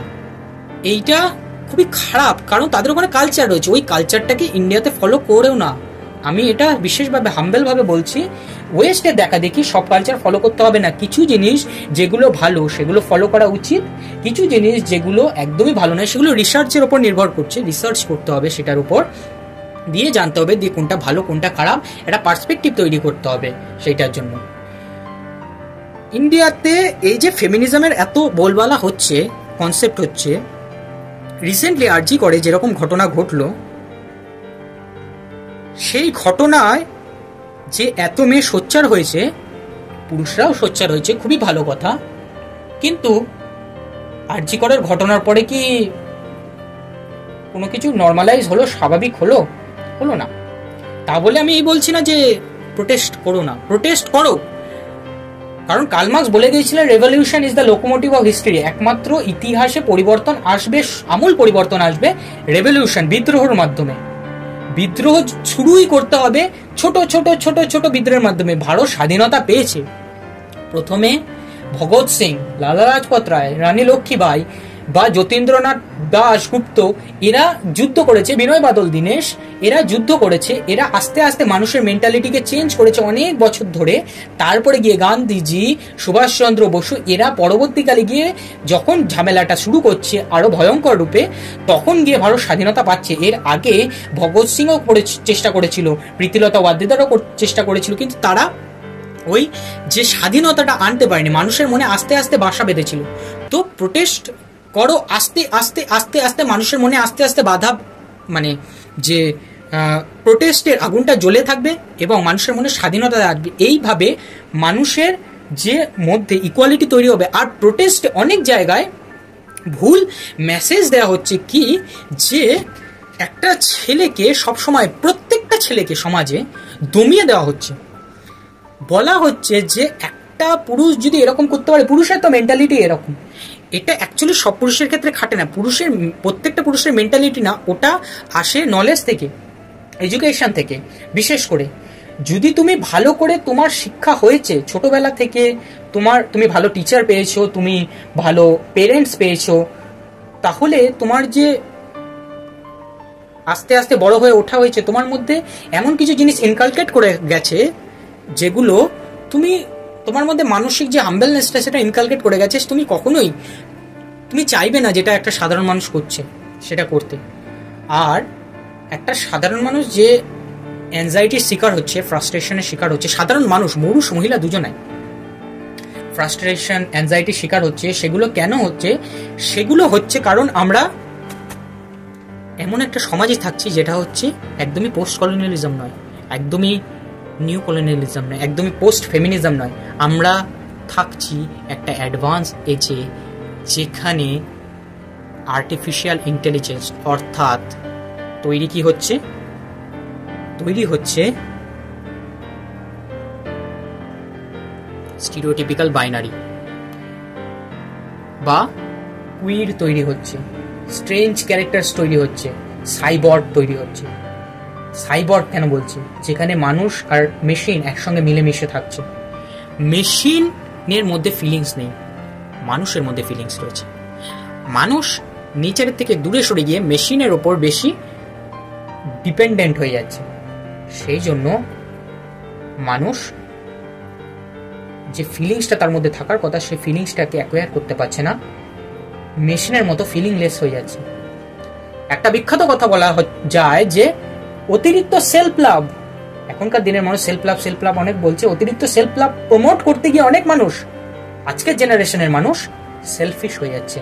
অতিরিক্ত সেলফ লাভ প্রমোট করতে গিয়ে সেলফ লাভ আর সেলফিশনেসের মধ্যে যে পাতলা বাউন্ডারিটা আছে, সে বাউন্ডারিটা ভুলে যাচ্ছে। নিজের কথা শুধু ভাবছে। কোনো মানুষ দরকারে পড়লে, সহায়তা চাইলে, সাহায্য চাইলে সাহায্য করছে না। কারণ কেন করবো? আমি নিজের কথা ভাববো, নিজের আইডিয়াতে থাকবো।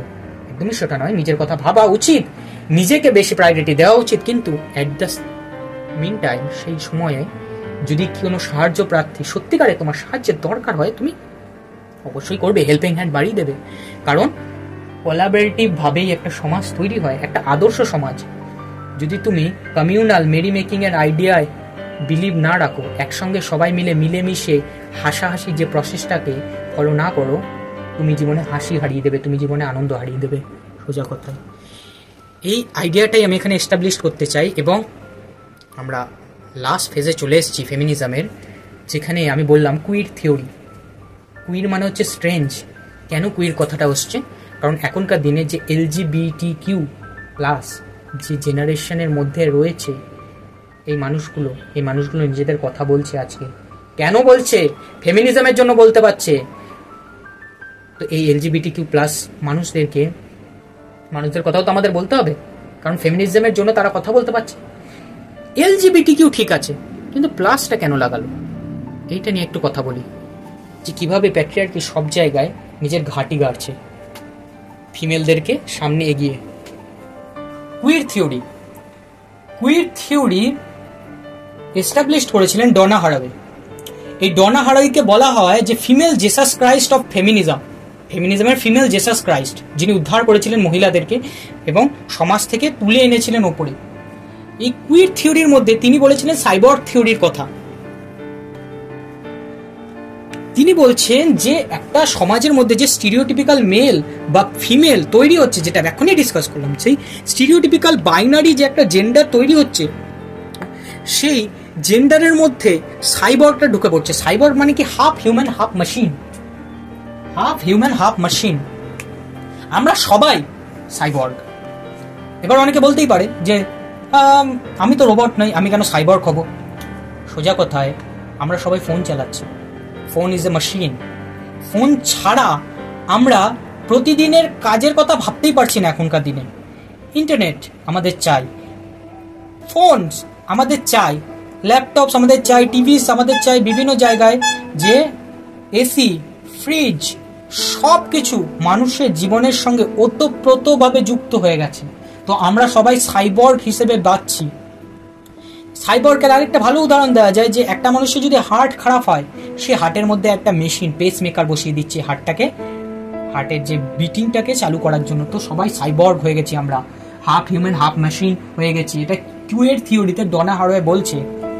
আমরা যেহেতু দুটো আইডিয়াসকে একসঙ্গে নিয়ে চলছি, তাই এই দুটো আইডিয়াসের মধ্যে আমাদের যারা ইউনাক্স আছে, অর্থাৎ যারা থার্ড জেন্ডার রয়েছে, আমি ডাইরেক্ট বলছি না, থার্ড জেন্ডার রয়েছে, তাদের কথা তিনি তুলে ধরছেন। তাদের কথা তুলতে গিয়ে আমি আজকে সমাজে যে এই যে LGBTQ+ জিনিসটা দেওয়া হয়, LGBTQ এরকম ভাবে তোমরা ধরতে পারো, LGBTQ ফুল ফর্ম এরকম ধরতে পারো, জি বি টি কিউ প্লাসটা আমি দিচ্ছি L for lesbian,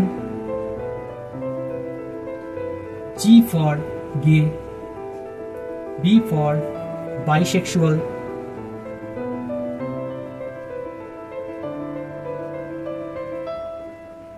T for transgender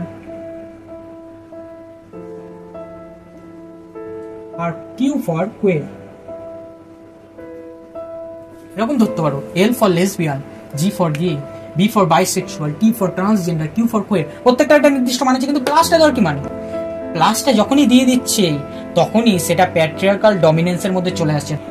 mail বাদ দে, প্যাট্রিয়ার্কাল ডমিনেন্স বাদ দে, প্যাট্রিয়ার্কি মানে কি? ছেলে নয়, প্যাট্রিয়ার্কি মানে একটা আইডিয়া। তো এই যে প্লাসটা দিচ্ছে, এই প্লাসটা দিয়ে কি বোঝাতে চাইছে? যে মানে মহিলাদেরকে বোঝাতে চাইছে স্পেসিফিক্যালি। এই প্লাসটার মধ্যে মহিলাদেরকে যখনই বোঝাতে চাইছে, তো স্পেসিফিক্যালি মহিলাদের মধ্যেই লেসবিয়ানিজম, গেইজম, বাইসেক্সুয়ালিজম, ট্রান্সজেন্ডার, কুইয়ার এই আইডিয়াস গুলো ঢুকে আসছে ফেমিনিজম থেকে এসে। কিন্তু অ্যাকচুয়াল কি শুধুমাত্র মহিলাদেরকে সূচিত করা উচিত এই আইডিয়াস গুলো নিয়ে? এই আইডিয়াস গুলো যখন মহিলাদেরকে সূচিত করছে তখন কি? তখন সোজা কথায় মহিলাদেরকে ছোট করে দিচ্ছে না? যে মহিলারা কি স্ট্রেঞ্জ, তাদের মধ্যে লেসবিয়ান আছে, গে আছে, বাইসেক্সুয়াল আছে, কুইয়ার আছে, ট্রান্সজেন্ডার আছে, সব মহিলারা, ছেলেরা নয়, সব মহিলারা। তাই জন্য প্লাসটা দিচ্ছে জিনিসটা। সেই কারণে হচ্ছে প্যাট্রিয়ার্কাল ডমিনেন্স তো থেকেই যাচ্ছে। তো প্লাসটা অ্যাকচুয়ালি দেওয়া উচিত নয়, কারণ এইটা ইউনিভার্সাল রাখো। এলজিবিটি কিউ জিনিসটা ইউনিভার্সাল, যে কেউ হতে পারে। একটা ছেলের সঙ্গে ছেলের সম্পর্ক তৈরি হতে পারে, একটা মেয়ের সঙ্গে মেয়ের সম্পর্ক তৈরি হতেই পারে, যেভাবে খুশি করতে পারে। একটা ছেলে মেয়ে আর ছেলে দুটোকেই ভালোবাসতে পারে, বা একটা মেয়ে ছেলে মেয়ে দুটোকেই একসঙ্গে ভালোবাসতে পারে, এরকম হতে পারে। তো এই যে কুয়ের জিনিসটা, স্ট্রেঞ্জ জিনিসটা তিনি নিয়ে এলেন। তিনি বললেন যে ফেমিনিস্ট যে একাডেমিশিয়ান গুলো আছে, সে একাডেমিশিয়ান গুলো তাদের এসি ঘরে বসে, আইভরি টাওয়ারে বসে তো খুব থিওরি নিয়ে কথা বললে, কিন্তু ওই অ্যারিস্টোক্র্যাটিক সোসাইটিতে বসে তুমি ফেমিনিজমকে থিওরাইজিং করছো, সেইটাকে বাদ দিয়ে একটু বাইরে এসে প্র্যাকটিক্যাল কাজবাজ করো। শুধু থিওরি করলে হবে? থিওরি অনেক পড়া হয়ে গেছে আমাদের, এবার আমাদের কি করতে হবে? প্র্যাকটিক্যাল কাজে অংশগ্রহণ করতে হবে।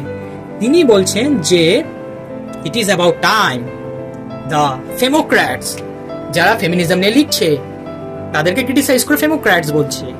ফেমোক্র্যাটস took action eradicating the common or indiscriminate use and misuse of patriarchy or femininity in the societies at large।